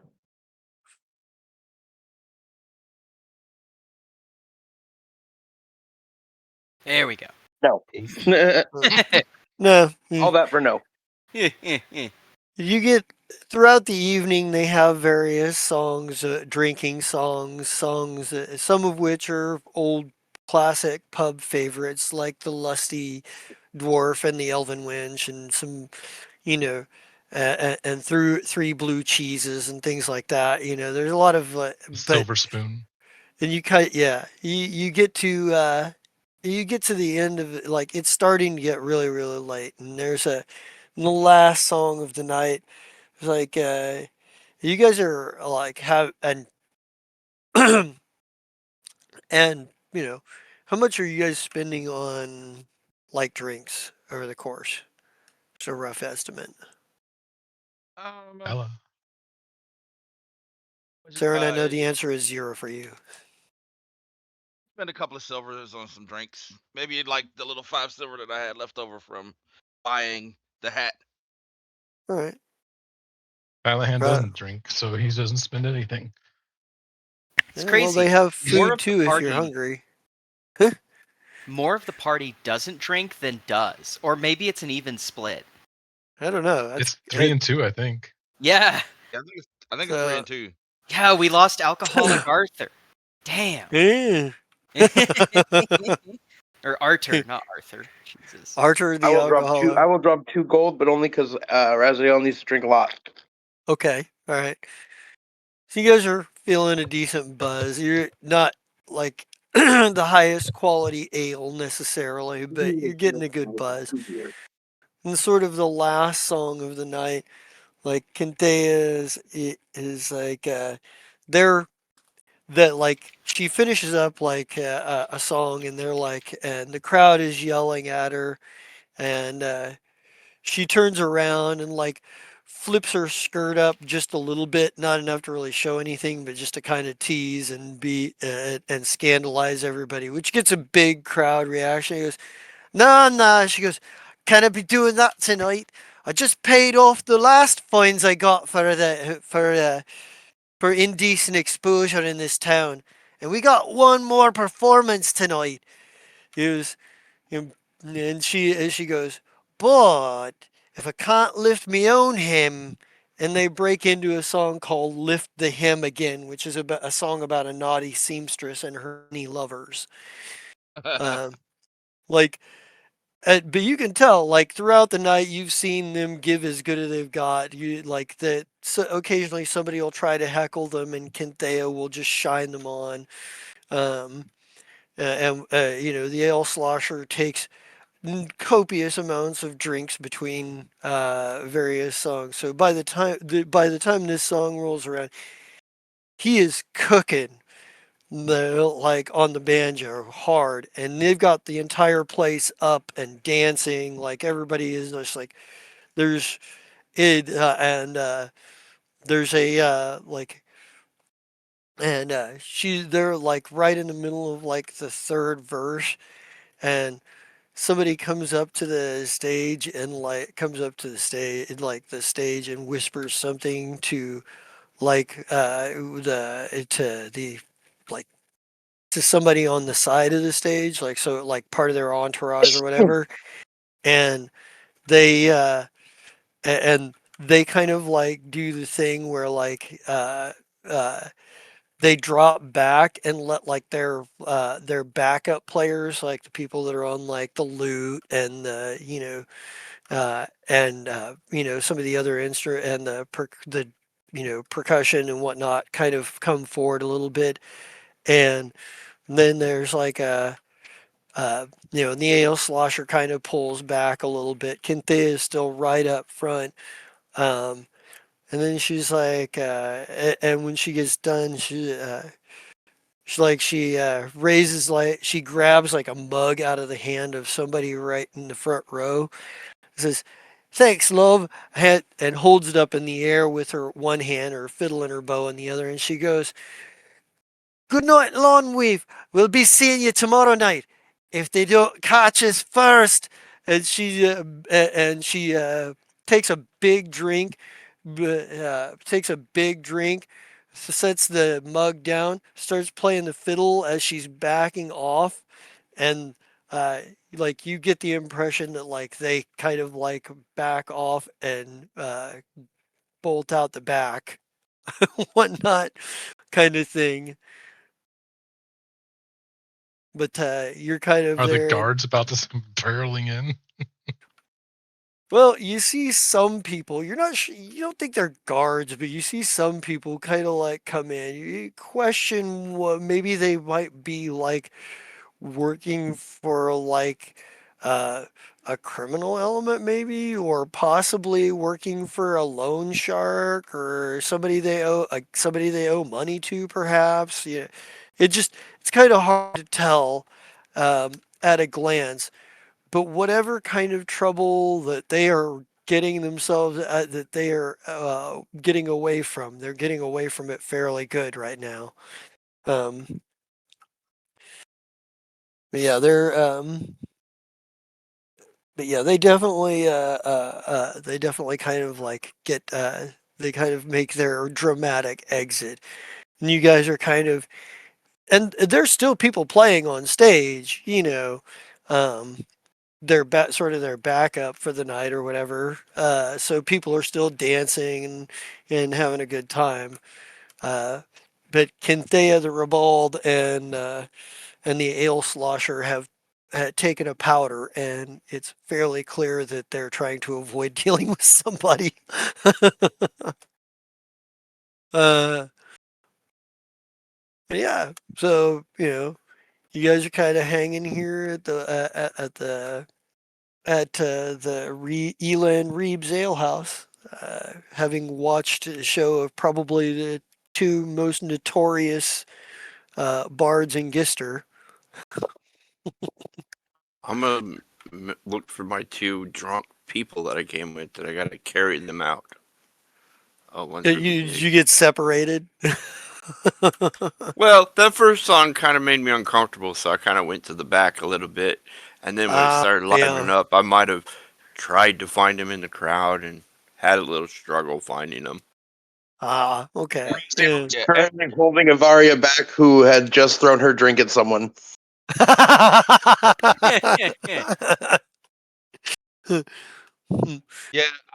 The tracks. yeah. They had said something pretty disparaging about my hometown, and I wasn't happy about it. Yeah, they were like Crail. What is it? What is that? He's like, who named a place like that? Is that so common? It's like such a crude name. Like, yeah, like, you got the distinct impression that like they didn't think highly of you because you were a northerner. it is the Spice Tree capital of the lands. You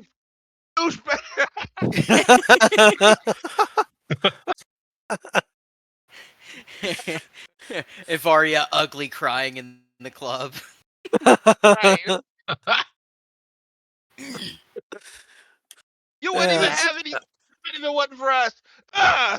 The bum steps up. Calm. It's a. They're entitled to an opinion, I guess. What? I missed the full sentence, so I don't know which side to take. Wait. Yeah, I do. I still take your side. Why would you say that There about you that? go. Yeah. You That's just find wrong. you find yourselves looking you find yourselves like having an argument with three like lawn weave natives that have insulted the North. Like it's like, oh, we wouldn't have what without you? We wouldn't have goat fuckers without you? No, we wouldn't have goat fuckers without you. Like, Fuck these guys. Right. they're drunk too. Yeah. Like, Classic drunk argument. And like flipping um Raziel is holding Avaria's hands back. He's like, look, I already know. Like she's drunk and her hands are held. You not like you don't like yeah, you don't want her hands to be loose. Listen, Avada I'm gonna Kedavra. speak as the only sober one here because apparently you guys indulged yourself, all five of y'all. Who cares? You're wrong. You three are wrong, and us three are right.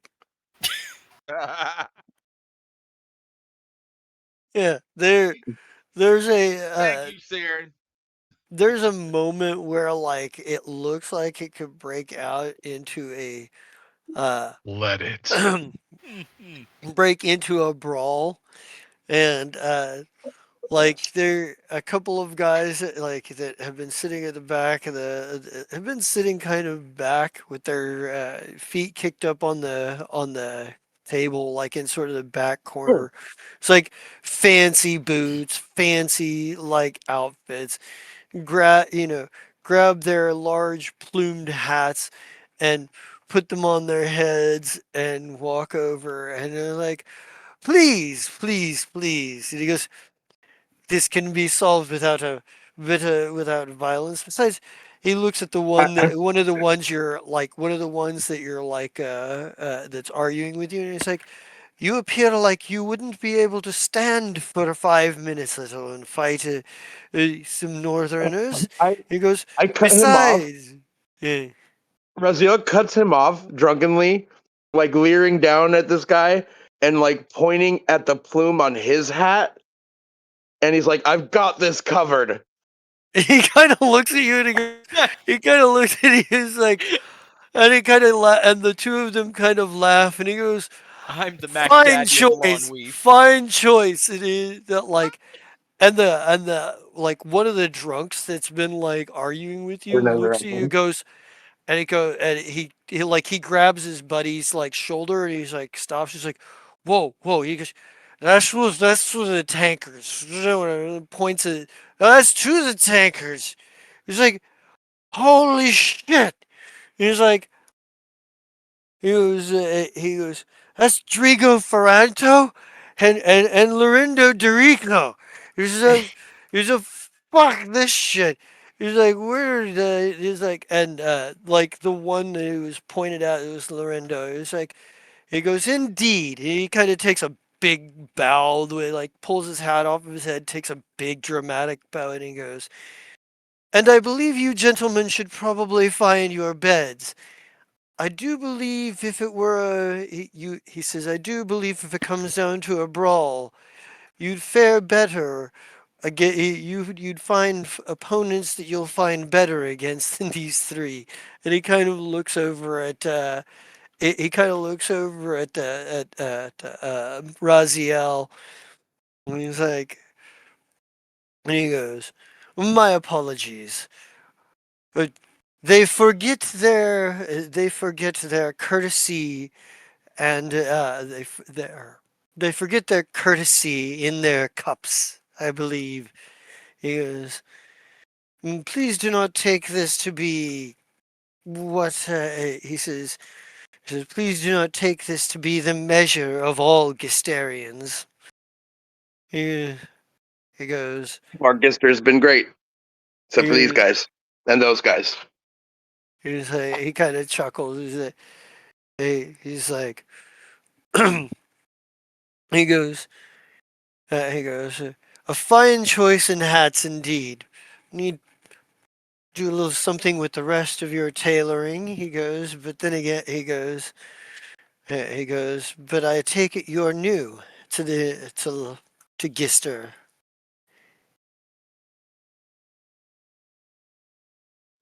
We've all just kind of blown in. Wanted to Yeah. enjoy the show, and then they said something bad about Grail, and that's where I'm from.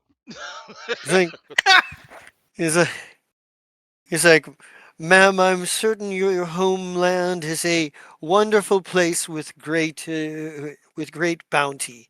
He says, unfortunately, I'm sure you've seen a few in your own lands who have lost their senses in their cups. He goes, I think he kind of looks at you. He looks at sort of your weapons compliments. He goes, he goes, you're not exactly bravos, but he goes, I take you for being of some experience upon the road to have made it this far. I doubt a pair of drunken louts would have offered a whole much challenge.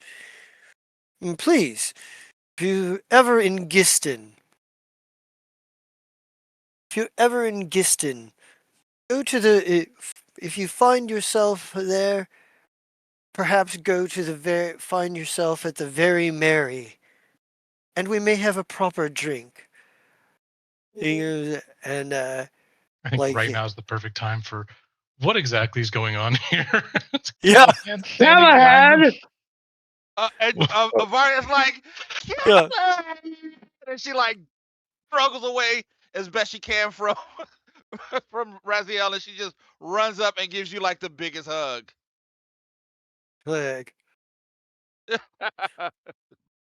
I think the one that was called Drigo kind of looks and goes, he goes, such as it is. And he sees the scene.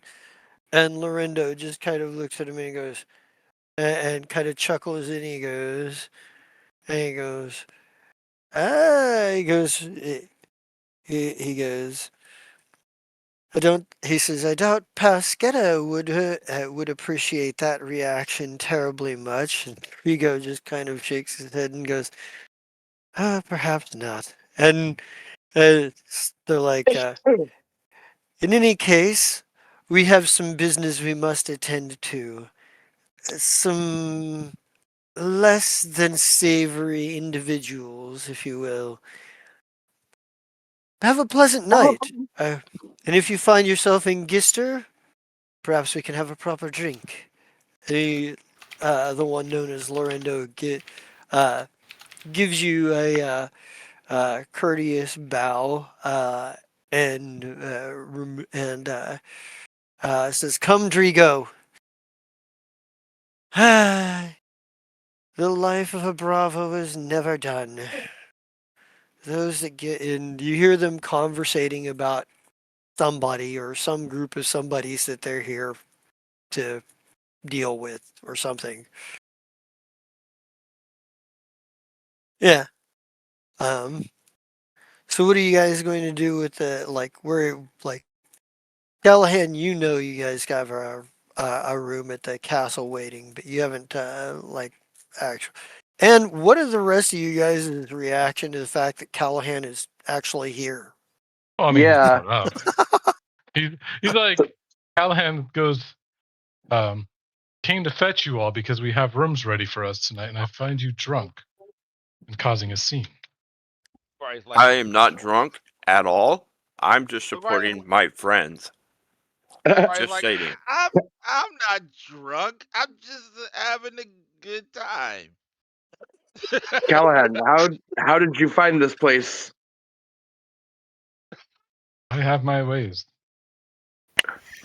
Okay, just don't tell Basbeer you're here. I think I'll be upset at me. I wasn't supposed to tell you. What happened to no secrets? Callahan found his way here because of his love for me. Is this true, Callahan?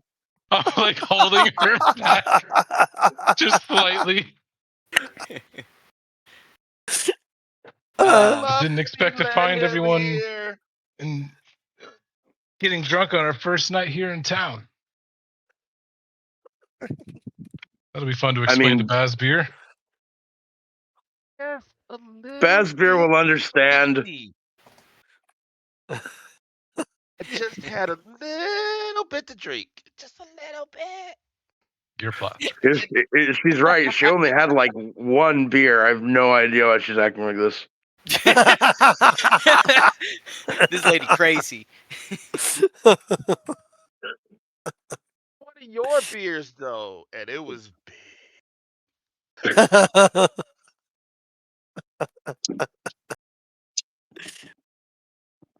Well, yeah. being that you're here, you can help me carry the big one back. I was gonna. Well, He can carry himself. He's you- still standing. Yeah, please, now. Saren. I I'll only had scoop. 17. I only had 17 drinks. I'm fine. I say that and then I scoop Avaria up to carry her out. Yeah. Saren Saren. It's Picturing this. Saren, it is getting about the time that you need to go check out that apartment and see if the light is on or off. And if the So shades are on or off. I'm going Whatever it to was. escort Avaria back to the castle and go by there and see if it's whatever. Avaria doesn't need escort. Okay. She's being carried. Callahan have me. Yeah. Oh. Okay. It's the room's back at the castle. You guys are good. You got them. I got something I got to take care of real quick. I'll meet you back. With your sponsor. Raziel drunkenly leers into Saren when he says that, and he's like, more of your consensual treachery. It's okay. Have fun Yeah. not getting your memory erased. God damn it. Now I should have named the episode Consensual Treachery. That would have been perfect. Treachery. You yeah, Sarah, you go and everything is proper. Like someone is there waiting. I go and check in like I'm supposed to. Let's see. Find this part here.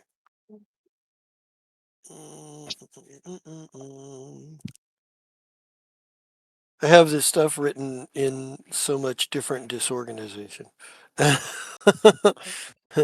My organization, because I have inspiration occurs to me in weird ways and at weird times. So it's yeah. Let's see.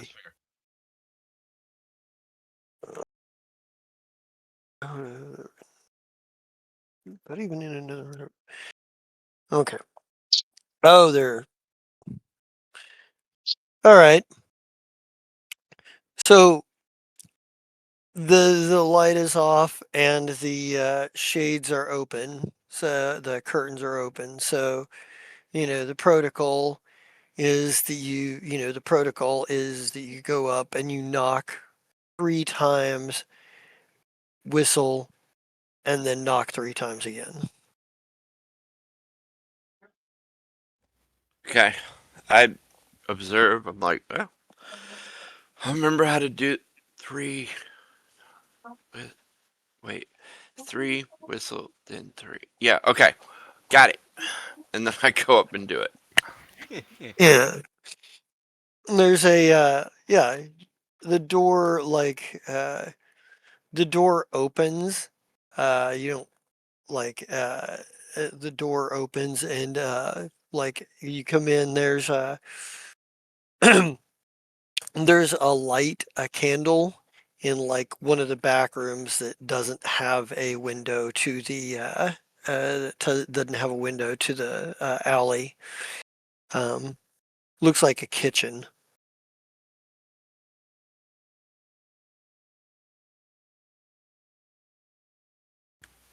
So, do I go to the candle, I guess? I don't know. All right. Or do I put the candle in the window? I don't know. Well, you enter the kitchen area with the candle. It's like the door closes behind you, like when you enter the apartment, and the when you enter the room with the candle, standing like you couldn't see the whole room from the front from the front room. So when you kind of come around the corner into it, you see standing in front of you your father, a middle-aged man and still in a peak physical condition. Few streaks of gray running through his hair, his short, neatly kept hair. Um, Unlike you, he is actually dressed in he's actually dressed in leather armor. So I don't think he's in his armor right now. He's dressed. He's dressed nicely. Um, and he's kind of standing there leaning against the counter, his arms crossed. He goes, and he kind of looks at you and goes, "So they sent you, did they?" Yes, sir. I am here. Has it been completed yet? Is my first question. No, Then I'm but here to help. good. I could potentially use a little backup. We have a complex situation. You may want to sit down.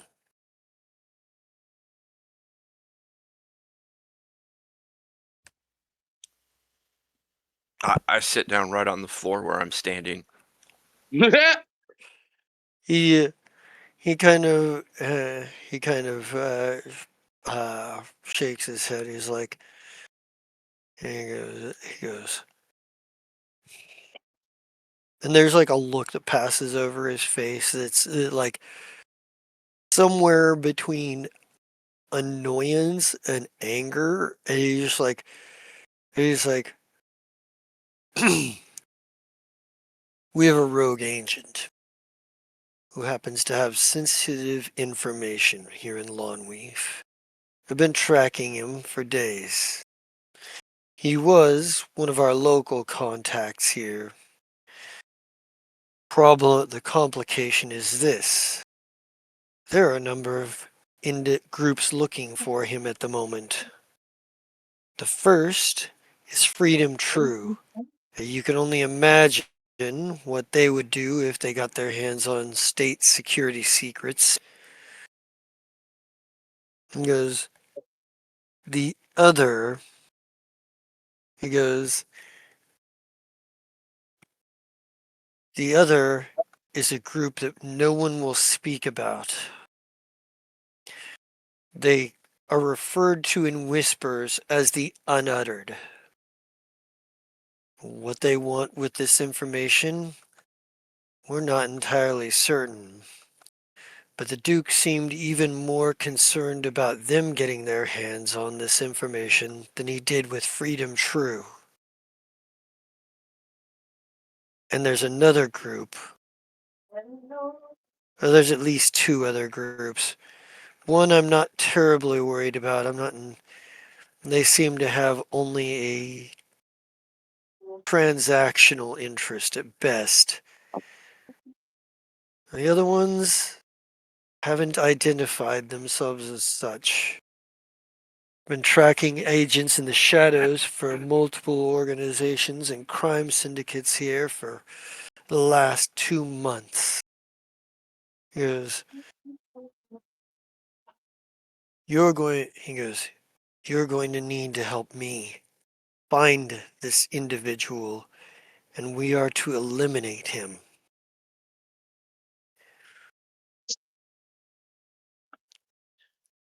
We Okay. are to either capture him and send him back for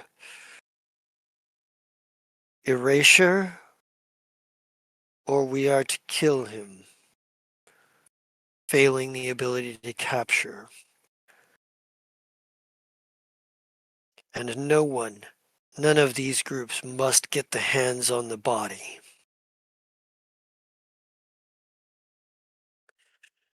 He goes,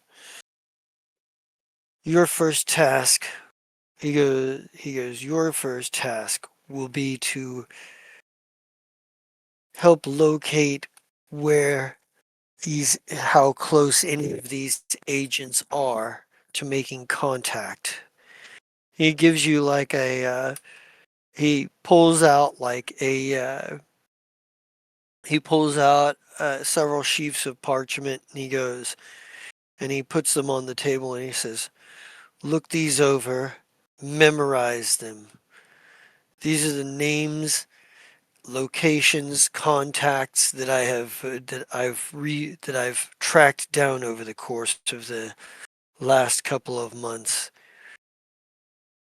You won't be taking these documents out of here, and we will be destroying them as soon as you've memorized them.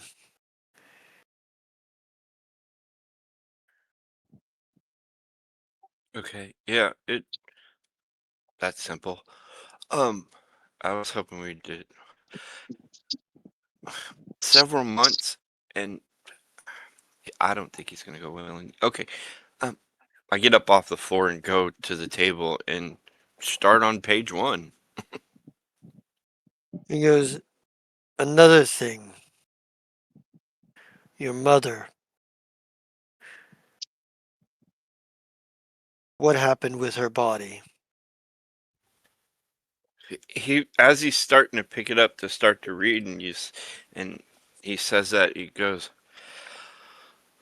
"Oh, I had it sent back home to her home, and it went through the druidic ritual of the body, of burial of the body."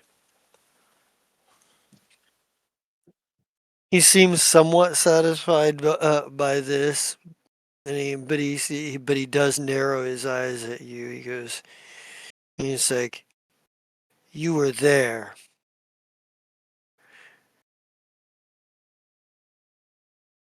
Yeah, And he I lets the tried. silence hang for a minute. Yeah. I, yeah, I came upon her. I tried to get back home to say hi to her after training and whatnot. That was the plan, and then stuff happened.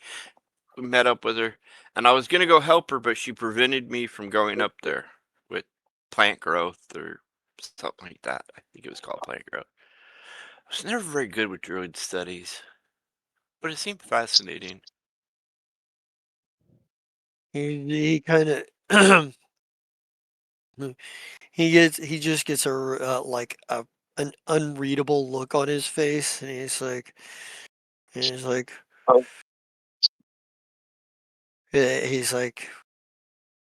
and kind of he takes a moment, and then he snaps back to business. Like, there he goes, and the chest, was it still there in that house?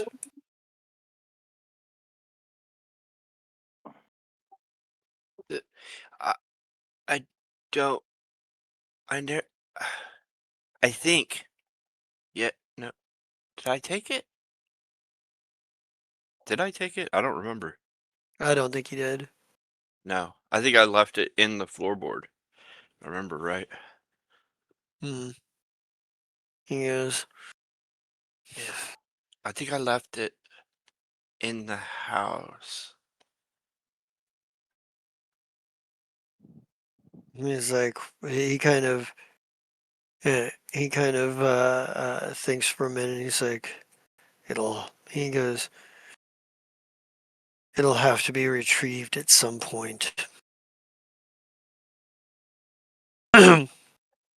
Saren looks massively confused because he's like, this is the thing that gave him his psionic abilities.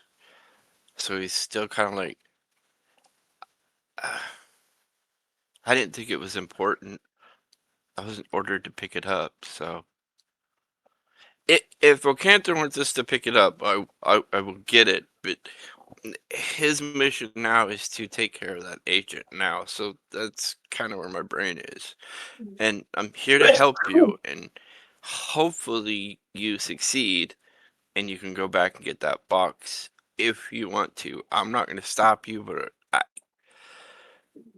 you know, makes sense. Yeah. But I wish He you goes, wouldn't. yeah, he's like, about as much sense as you ever make. And he kind of like, and I think he leaves you to study the information, like goes to the next room. You said there was like Aaron, 4 pages or what? Yeah, it was like 4 pages. Yeah. no Okay. offense, but I think I'm gonna beat up your dad. Yeah. Yeah, he lets you do your thing to memorize and whatnot. So if I can't remember how long it takes to memorize your page. I think it's like an hour per page. I think so.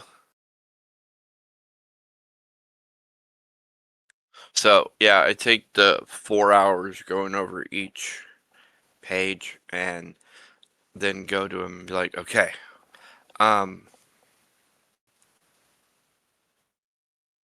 if I have further information, I'll let you know, as per usual. Um, but for now, I'm going to go sleep and I'll figure stuff out tomorrow and get things set up as needed, okay? See to it your inquiries are discreet. Yeah, And I know how to. I've been doing this for a while. I got it. yeah, he kind of, and he definitely like, yeah, he sees you off, like he dismisses you effectively. He's like, very well. I have some leads to run down myself. So the basic rundown of like the information that you like gather, like you get the name of the rogue agent, um you get the name of the rogue agent, you get like the name you get the names like you get a bit of like information about like the efforts by Freedom True who have agents in town, um, and that like this unuttered, like what he is, the information on the unuttered is weird. There's some things that seem weirdly insightful and some things that seem weirdly vague. There's a very clear implication that there are some secrets about the unuttered that you're kind of intentionally being kept out of. Like you get the impression that your dad knows more about them than he's put in the information for you. And the big question is it because that's what he was ordered to do? Is it because the mission parameters are need to know only? Or is it because he's intentionally trying to keep you off of some stuff of his own discretion? It's not terribly clear, but it's clear that the one thing that you can deduce is he knows more about the unuttered than he's put in here or told you. And being that you've never heard of them before now, seems odd as to why they are such a massive threat. Like you've never heard of the unuttered, but for Ocanther to like either just knowing about them is one of the greatest state secrets that you've ever like considered, or um, they're new, or there's like you're getting but you can probably draw some conclusions that just knowing about the unuttered is a huge state secret.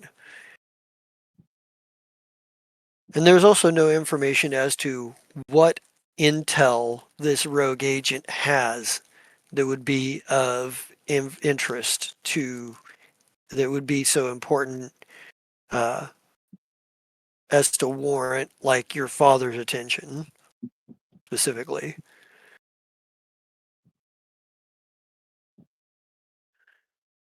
Okay, so I kind of mull that stuff in my head as I'm walking back to the castle to go back to where Callahan says we have rooms from earlier.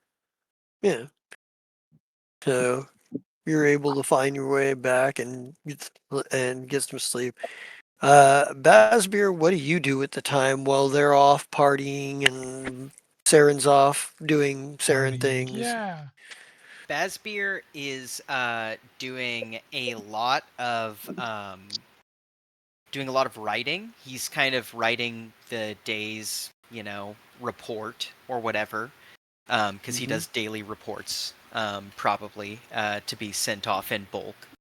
But he probably we catch Basbeer stopping writing and like kind of just looking off into the distance again. Like he seems like very thoughtful. No, he's as having a- absentee Caesars. No. He seems very, very thoughtful as of late towards something, but he's not really saying what. Yeah. But So I yeah, think it's a quiet night in for Basbeer. okay. All right. So like you guys kind of get through and wake up. Some of you may have hangovers. Some of you don't. Some of you definitely don't. Those of you who didn't drink. But yeah, you kind of all manage to wake up and I don't know what order everybody gets up in. Well, we know 2 people are up the latest. Yeah. Well, yeah. I think Basbeer's probably the first one up. He's usually a fitful sleeper anyway. Yeah. Callahan usually joins you shortly after. He gets his rest. Well, Say an hour after that, I'd say Saren gets up and is like, "Today's events will be fun." Oh, morning. So what's plans for you guys today? Or us? Us today. I don't assumed we know. were going to meet Widiplock.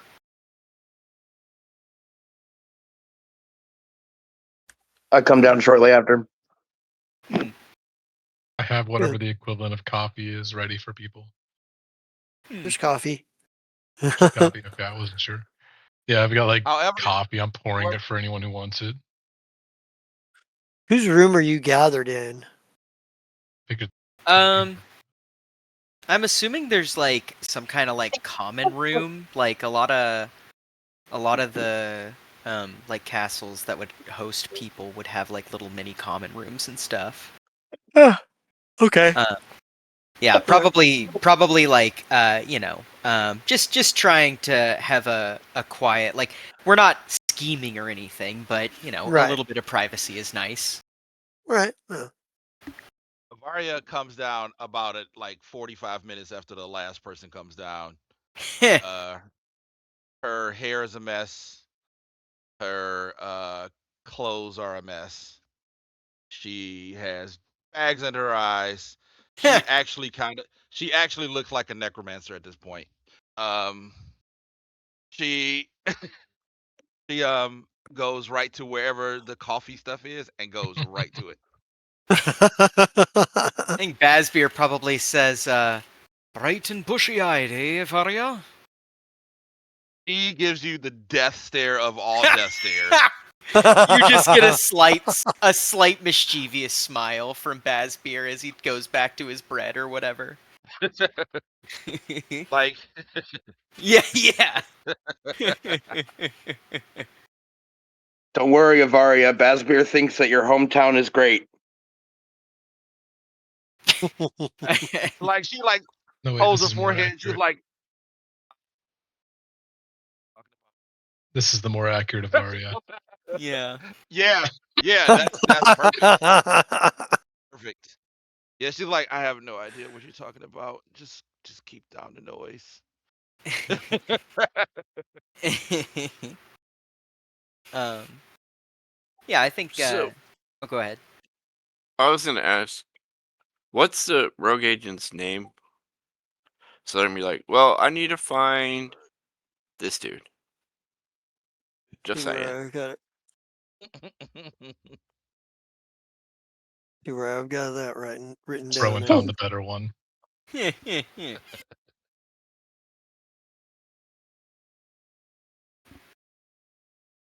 I'd be like, I looked at Basbier. Like, I found these two getting plastered in a seedy tavern after some secret music thing went on, and I just like kind of look at him and give a little wink during my patrol last night. Yeah, and Basbier, without missing a beat, says, "I suppose I should be upset. I hope that you got your kicks in." Oh, they almost got Like, some punches in from when I found them. like, wait, did I almost fight somebody for some spice trees or something? Oh my god! Like, oh, Ari, help Basbier, me. Basbier looks at Callahan and says, "The guards weren't involved, were they?" No, although No, some weird musketeer-looking fellows were. he just carried her home.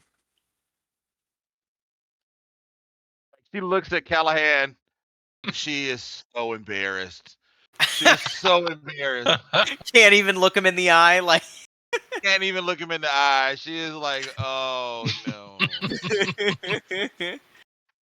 We said no secrets. I'm just saying. You guys, he carried her home. There was a lot of crying involved when I tried to get her into her room. Oh no. Really? Oh man. Crying right now.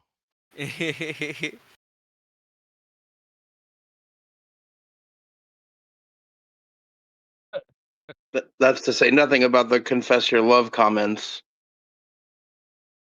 Her face Even just drops. Callahan's not going there. Her eyes widen. Her face, her mouth, like she like looks. She is just like I'm gonna drink this upstairs. Callahan will like wave so- his hand and say that it was the rumblings of the drink. Happens to everyone. I don't know, Callahan. I didn't fall in love with you last night. Well, not. Okay. Maybe. Yeah, I think That'll change. Basbier will. I think Basbier will say, "Well, I'm sure that all of us needed to blow off a little steam or get a little R&R in. We've much work to do while we're in the area. We must make our way to Giston at some point soon. We need to speak to the younger brother of the Countess. Countess? Mhm. Yes. Yeah. The younger brother of the Countess of the area of Giston." What was the name How of did that that bar? song? What was the name of the bar that fancy guy told us to meet him at if we were ever in Giston? Very Mary. The very Mary. Mary, yeah. Very Very merry. Mary, yeah. Mary Mary, not the Mary Mary. The Mary Mary is actually a whole nother city. Yeah. The Mary Mary's actually in the north. No, but yeah, I think that Basbier will say, perhaps we might find allies in strange bedfellows. And Saren, the name of the agent you're looking for is Altor Boken. I'll put it in here.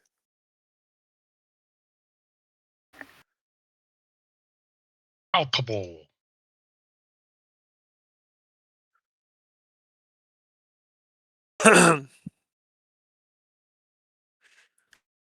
Interesting. Yeah, and Saren's gonna be like, okay, so you want to meet all these people. Did I tell you about my dad? Did I? I think that Bazbeer raises an eyebrow and says, "No, I don't believe we've had that conversation." Okay, so when I got here to Lawnweave, I was supposed to meet up with my dad. Just so that's out. And help him. So that's what I want to do. Help did. him how? I already met him last night while they were getting done with their drunken stupor and getting carried away and professing undying love for each other. Anyways, I went and saw my dad,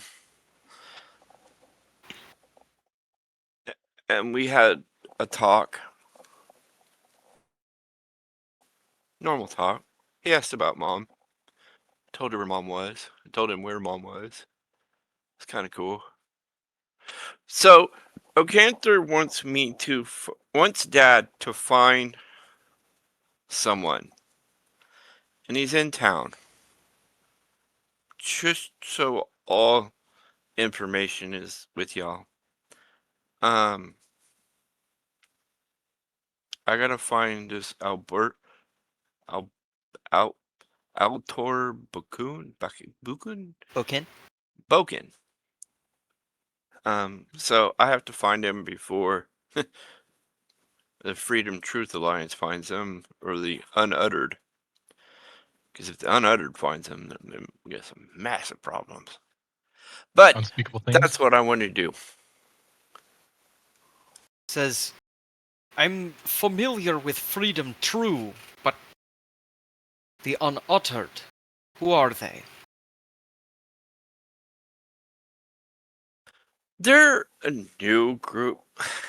This is weird. Like, this is where I'm confused. Because in my training, if they were such a big rivalry to Ocanther, I should know them, right? You would think, right? But they sound like a fairly new.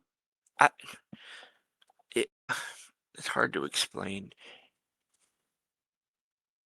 There's a couple people in the group, and they just started recently, but they've been along. It doesn't make sense. Yeah, I think Can you tell Bazbeer us? is just very carefully listening. Yeah, and like Avaria's like, as she holds her head, like, but can you tell us about him, Saren? Like, besides that, it's weird.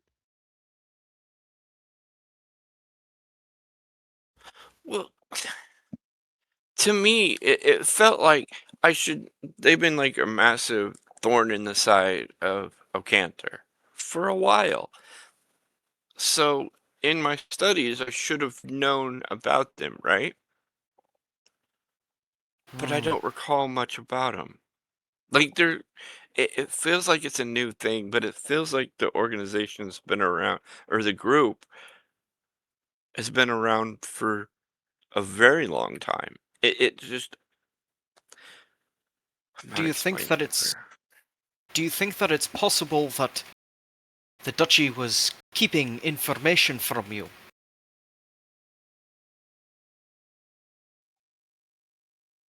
Uh, it wouldn't do that. He's always forthcoming. Well, unless he has a Bazbeer purpose. gives Unless he has a purpose, then it makes sense. Like I, we all look at Saren like, are like you no, he would right totally now? do that. Like Like, are you serious right now? Like, that's his bread and butter is keeping information away from people. yeah. Well, it's like that thing, like like the way Duke O'Cantor's spy operations, black ops are run is very much need to know. Mhm. So, like, you would probably be taught from the very beginning that, like, you know as much as you're supposed to know. And if there are things you don't know, it's because you're not supposed to know them. It would Right. be bad for you to know them. Like, so it kind of breeds in that attitude of, you know, if I wasn't told about this, there was probably a good reason I wasn't told about this. I don't know how Saren specifically feels about it, but that's kind of the way the training leans. Is like other equivalent agents like yourself would never think to question this because if I don't know about it, I'm not supposed to, you know, and that's a good thing. Yeah, Cern's like he's been always honest with me, and if he didn't tell me, I mean, he has a reason, and I kind of accept it. That's just how it works. But Yeah, what like, happens when you run just into drink your this coffee. group? Oh, go ahead. I said Avaria like raises her eyebrow. You can clearly tell that she is like, this is BS. But she just does not have the energy to speak and just drinks her coffee. Like, but go ahead. Yeah, I think Bazbeer kind of says, but what happens when you aren't given the information that you need and then you come face to face with these people? I think it would be wise to investigate who you're working against, knowing your enemy is power. Well, yeah, that's part of what I need done today is what I'm gonna do. That's what I'm saying. What are you guys doing today? Because I need to investigate, you know, where this rogue agent is and find him. Let Dad know, and then I need to find out more information about the Freedom True agents that are here. Let Dad know, and then I need to also find out more about the unuttered Who is people. Wabbit. You're good. You can keep going. I just want Okay. to make sure it Yeah. wasn't like the Discord bot. Yeah, Oh, yeah. gotcha.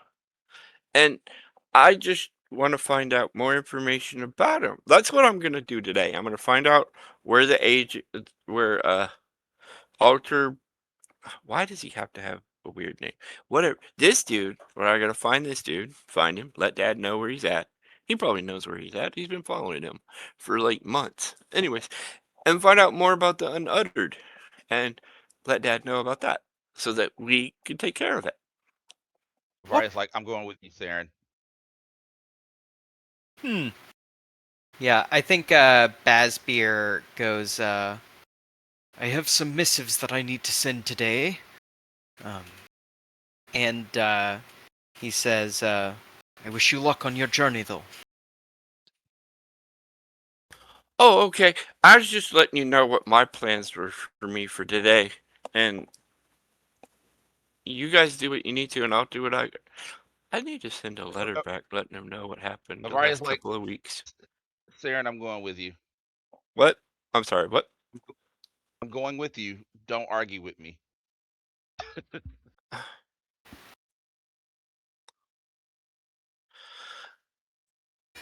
Oh, ooh, Is I can stealth let. needed on what you're doing, or is it just going to Um, be kind of out in the open work? I don't know.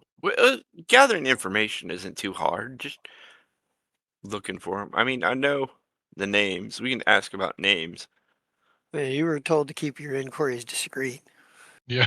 The last, Hi, I'm looking for the Wow. unspoke or was unmuttered. Why can't I remember the word? unuttered? Avaria's like, Unuttered. Unuttered. Thank you. Not unmuttered. I was like, it's not unmuttered. What the fuck? We're looking for the unuttered. Have you heard of them? Hmm. Yeah, this guy's top secret agent dad has told us to look for him. Avaria says, No, I ain't do Avaria it that says the way. last time. He says the last time we dealt with Freedom True, you literally died. I'm going with you, and do not even debate with me. I'll go with you, but hang back when needed. Bazbeer says, be careful on your journeys. Okay. Asbeer, if you get injured delivering missives, I'm going to be really disappointed. Bazbeer smiles and says, I'm not that old. Asbeer dies. Asbury steps out and is immediately assassinated. Yeah, Because he's yeah. all by Meets himself. Rastin in the street. It's on site. Just He's like, well, shit. Now I gotta kill you. I saw you. yeah, yeah. Make an old age check. Yep, yep, yeah.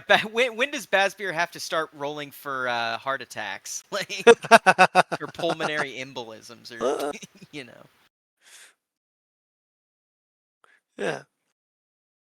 Um, so I would say this is probably a gather information checks, and this is going to be um, a little bit high stakes. Gather information because if you roll too low, you tip off the other interested parties that Ooh, you're investigating. that's scary. Yeah, I'm trying to think if I want to roll or just be there for moral support at this point.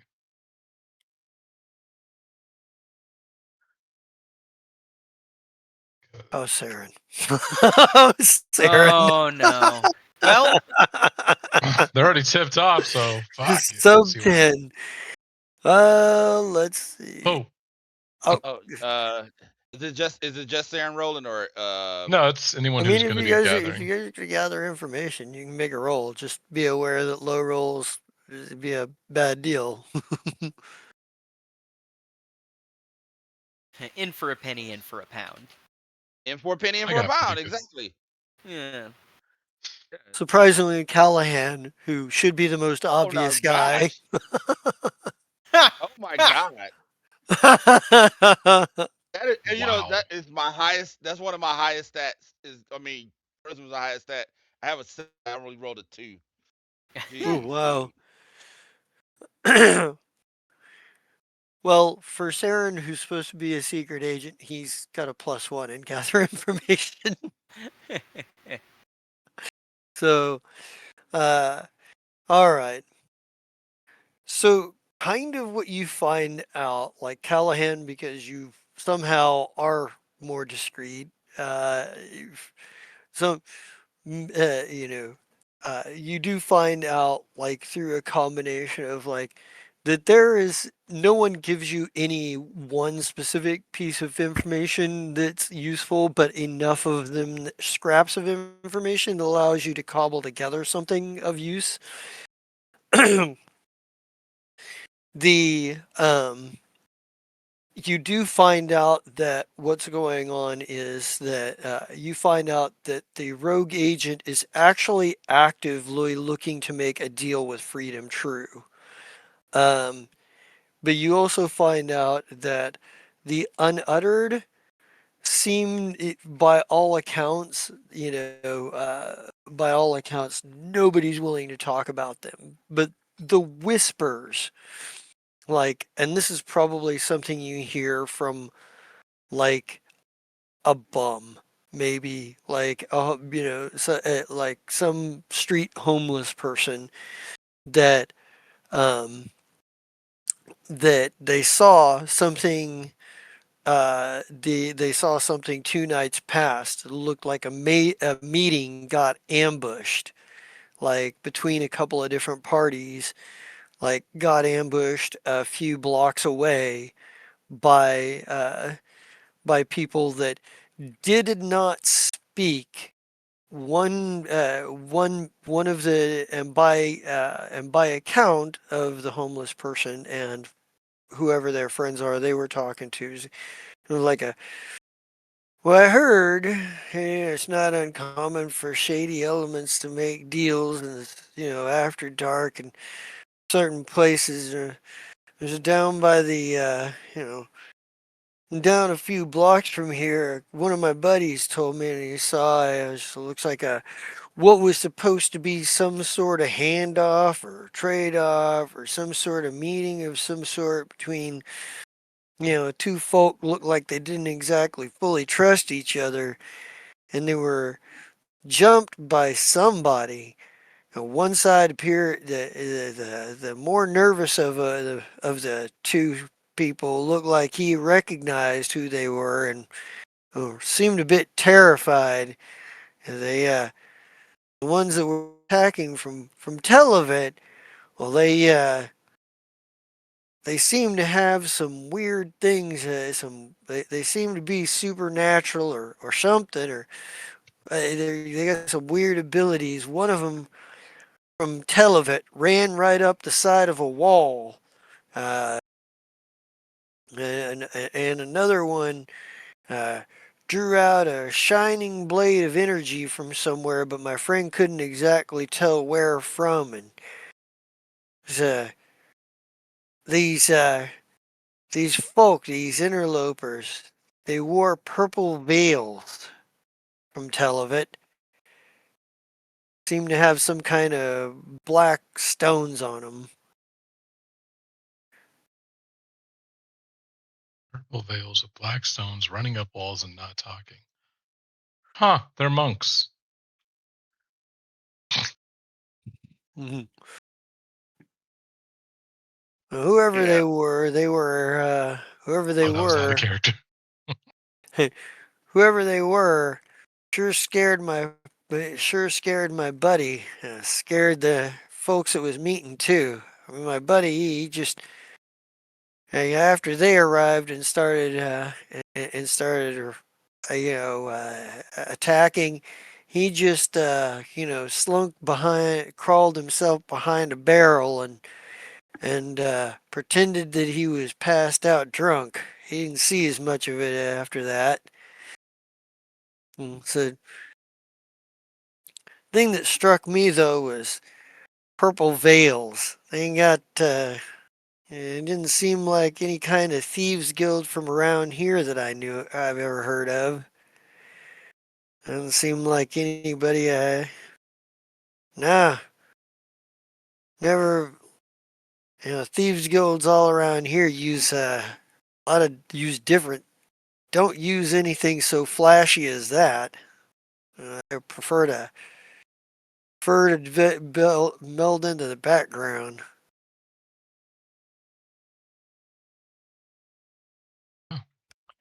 Okay, can I do one of those auto things to recall of the cloak existing in training or the letters from last night? Well, you know for a fact, like you can put some two and two together directly. Like the glowing blade sounds a lot like your soul knife. Yeah, The that's the running up soul the knife. walls, the Psionic running up, abilities. the running up the walls. Yeah, you don't know much about monks, but you know that there are some folks that train themselves well. Some people in the Duke's Order that train themselves well enough to be able to pull off such feats like running up the walls and such.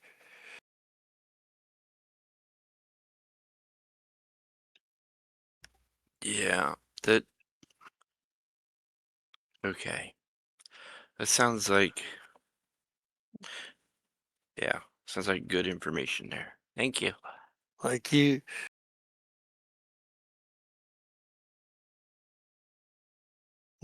that doesn't add, yeah, the purple veil thing doesn't really add up because you can't think of a Ocanther like ops group that would do something like that.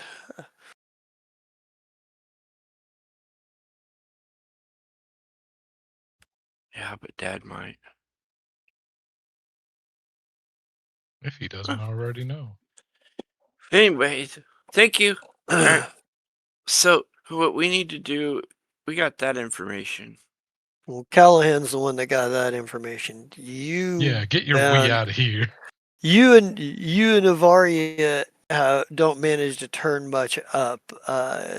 In fact, Sarah and I don't know.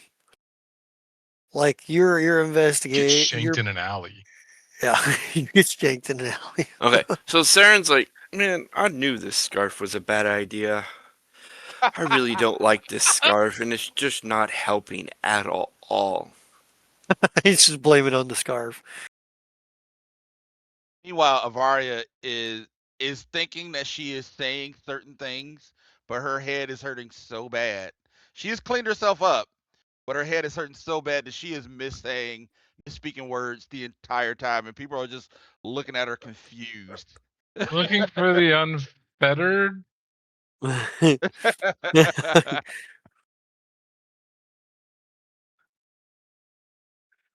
I'm looking for the, what were they called? The dumb dudders? Right? Like, The fum Tell me where the fudders? unmentionables are. right? Yeah, The I'm looking grunt. for the unmentionables. That's my wife. Yeah.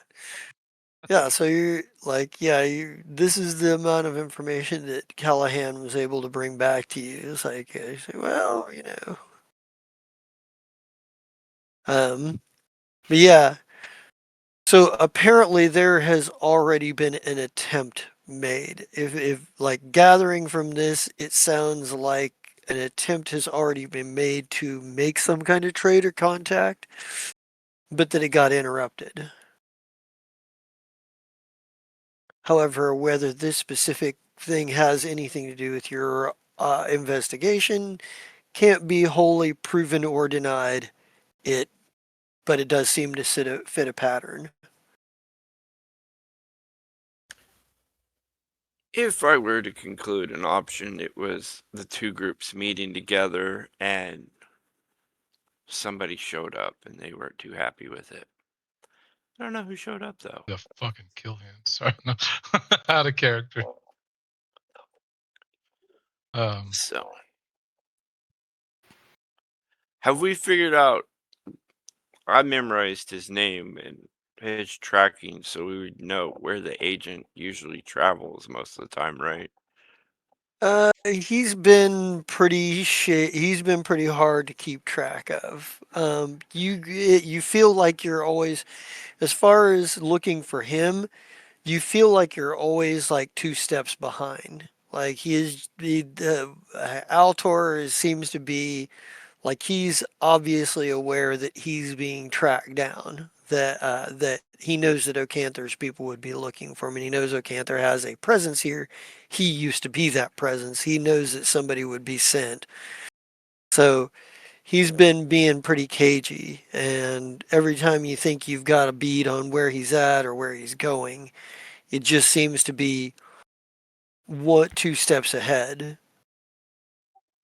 All right. Um, We have to succeed.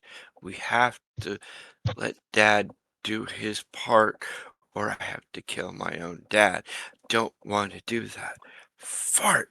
Okay, so what we need to do is we need to think further than we are. We need to get ahead. We need to think where he's going to go. We need to look at his patterns, understand his patterns, and think like he thinks. He's betraying the greatest person ever, and he's. Oh, what do we do? Avaria says to Saren, she says, Saren, you're an agent. What would you do?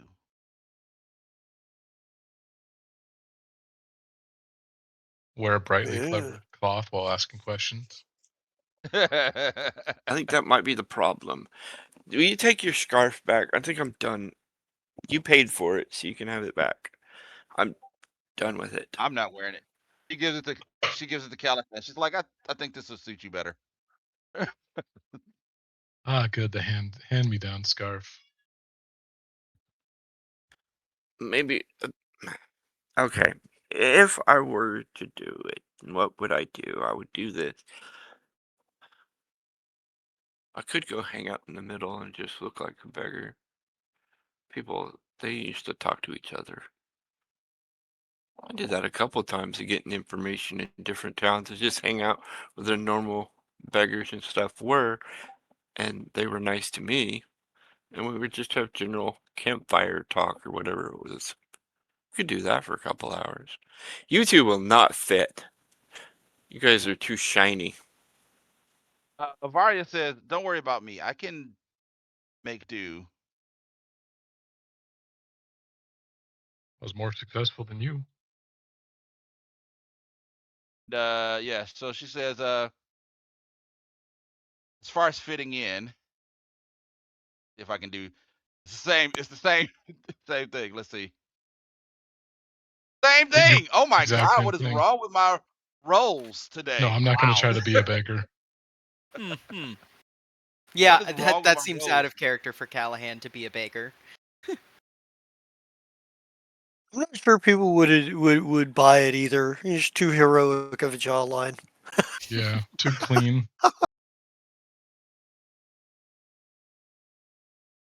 Well, you could go back and update Bazbeer where we try to hang out for the day. And No. there's also stuff going on around town too. Like there's the actual nightly tournaments that's going on.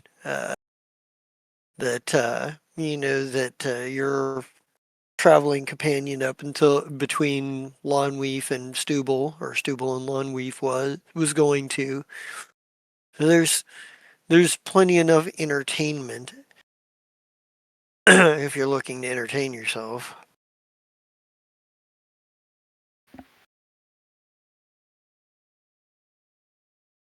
I mean, for the sake of it, Callahan will go watch a nightly tournament. Alan? Avaria's gonna stay with Saren. She'll try again later to disguise herself. Yeah. So you're gonna kind of go hang out with the beggars and see what you can pick up there. Yeah.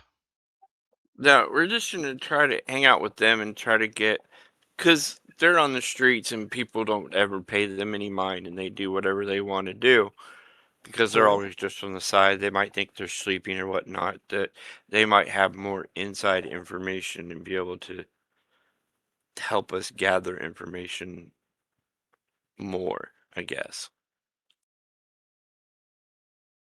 All To right. to my whole plan is to track him better and think ahead of him so that we can, maybe get to him and talk to him and be like, what's going on? We have a choice here. Well, yeah. Well, you got, like I say, you would probably want to start thinking about like where he would make a meeting drop, or where he would try to attempt to set up a meeting. If an alley didn't work, where would the next thing he'd do? Where would the next thing he might try? Where would be the next place he'd try to exchange information? Um, you know. So that's kind of where you're at. But in any case, I think you've got some time to think about that. So we're already at 4:28. So does anybody have anything they need to do before we wrap up? Yeah. Okay. Bazbeer is sending off some missives, but he's gonna send off one missive that is going to be particularly important, I think, probably to the plot line. Okay. Bazbeer, in an effort to eliminate as many secrets from his life as possible, he's not going to out Avaria, but he is about to out Saren. He basically says, hey, listen, Saren is, to start off, Saren is an essential asset to the party and is one of the most important, long-standing members, and an absolute need in combat. However, we recently discovered that Saren is an agent working for the Duke of Ocanther. We are Okay. currently trying to work around this, but it's important that this is said, and here is what is at stake if Saren fails his mission, essentially. So, quick question for you. Who's this going to? This is going to the Baron. Baron Malkane. Oh, okay. Then, wait, is that the person I am serving under? You No, you're serving are under Deltric, the right? Baroness of Oh, okay, Deltric. yes. Okay, I was So about to say, because that information's already been passed, but no, Deltric has that, but okay. Yeah. Okay. Bazbeer is still keeping one very big secret from the Baron. He suspects that secret is going to confront him, and he would rather that happen than him confront the secret. Uh, but he is going to basically say like, listen, here's the situation with Saren. I can't keep you apprised of his movements exactly for his safety and ours. Right on. Yeah. Basically, you're giving Baron Malkane the inside track so that if it ever becomes necessary at a negotiating table, he can call O'Cantor out and be like, "You've had an agent in my group this whole time, and I kind of just left it alone." So Yeah. you're giving him the ability to do something like that. Yeah, I think Bazbeer is really trying to curry as much favor with as many people as possible, and I think that this is partially to that end, because he would rather not be on bad terms with the guy who's paying him to do all of this and giving him land. Like, Right? Yeah. Probably a good idea. But yeah, what do that's. you go put ahead. in there about the death of Lord Warden Stubble? Oh, I definitely put that in there. I put in all How- of the details. All of the Um, details. Okay. I put in the details about Rassen and his changing blade. I put in the details about the material being sourced from Vestia and not being not being a natural occurring mineral in this area, which further indicates that Vestia is like thoroughly entrenched in this, right? And yeah, I tell him the efforts that we have been making to put up wanted signs for Rassen and like put a heavy suggestion that he and the Baroness do the same, because I want to get Rassen's face in front of every single person so that if he's ever seen, he can get apprehended, or at least we can get wind of him. All right. Yeah. But yeah, that's kind of the key notes of the missive. Other than that, it's pretty straightforward, like what we've done, like the fight that we had with Freedom True, like the journey we had here, the plan to meet up with Wittyplock here, the meeting I had with the Lord Wardens of the town of Lawnweef, all that stuff. Yeah. Yeah. All right. Oh, and a request for a stipend. As in like a stipend to be delivered, if possible, because we're probably not going to make our way up there anytime soon. I don't know if that's a possible request, but it's one I'll make no matter what. Because I have 11 gold pieces, and I'm the leader of this group, so there needs to be a change there. Like, we need some funds. yeah, no, absolutely. And I haven't done anything but buy things for the party, so I feel justified in asking for this. Yeah. All right. But yeah, that's kind of all I've got for that. All right. So, in that case, does anybody else have anything they need to do? I think I'm all Amari is in set. a good spot. Yeah. Cool. All right. Well, let's get everybody mail me your Player's Choice Awards and let's start doing sign offs. You'll get it in 3 to 5 business days. I'll get it in 3 to 5 business days. You said mail. Yeah, okay, I'll start. Hello, everybody. My name is Mira, also known as Mira Shades GM, and today you caught me playing Bazbeer Foreteller, the Uthuran dwarf cleric, who is now in charge of this mess, and bless this mess. But yeah, you can also catch me every other Saturday. We are not playing this coming Saturday, but we'll be playing 2 Saturdays after that. In Napple 2.0 hour, where the players continue to have encounters with the main plot, and it continues to be deleterious to them. It continues to be a terrible thing that is happening to them as opposed to something that they are in control of. Yeah, other than that, you can catch me various places on this channel, just depending on the time and place. But yeah, that's me. I will go next because I have a work matter that's popping up right now. Wabbit, caught me playing Raziel, one of the funnest moments I've had with him this time. I love when I get to gab a bit. And yeah, not on anything else on the channel. Thanks, Joe. Go. Alright. Go. This is Joe. You caught me playing Navaria Kraz, who got to get drunk and got to profess her love to Callahan yet again, but out in the open, and got to be very embarrassed for it. One of the best times I got to play her. I love doing dumb stuff like that. I'm not on anything else on the channel. But have sisters and all that, and that's it. All right.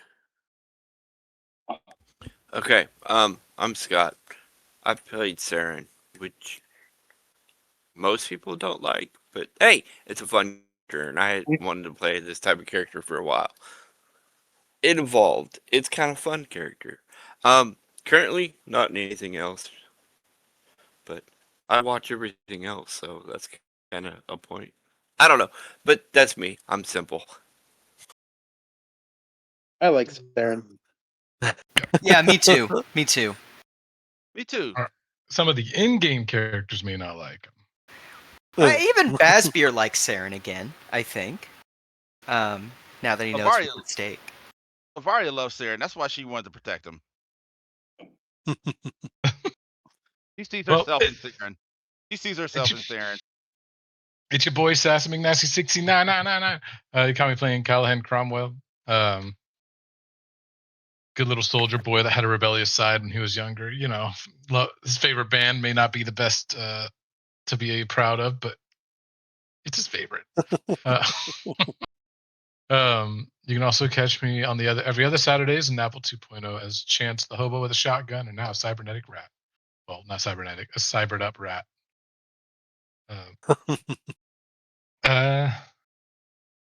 That's it right now. I'm not in anything else. I miss being in other things, but work calls, unfortunately. That is me.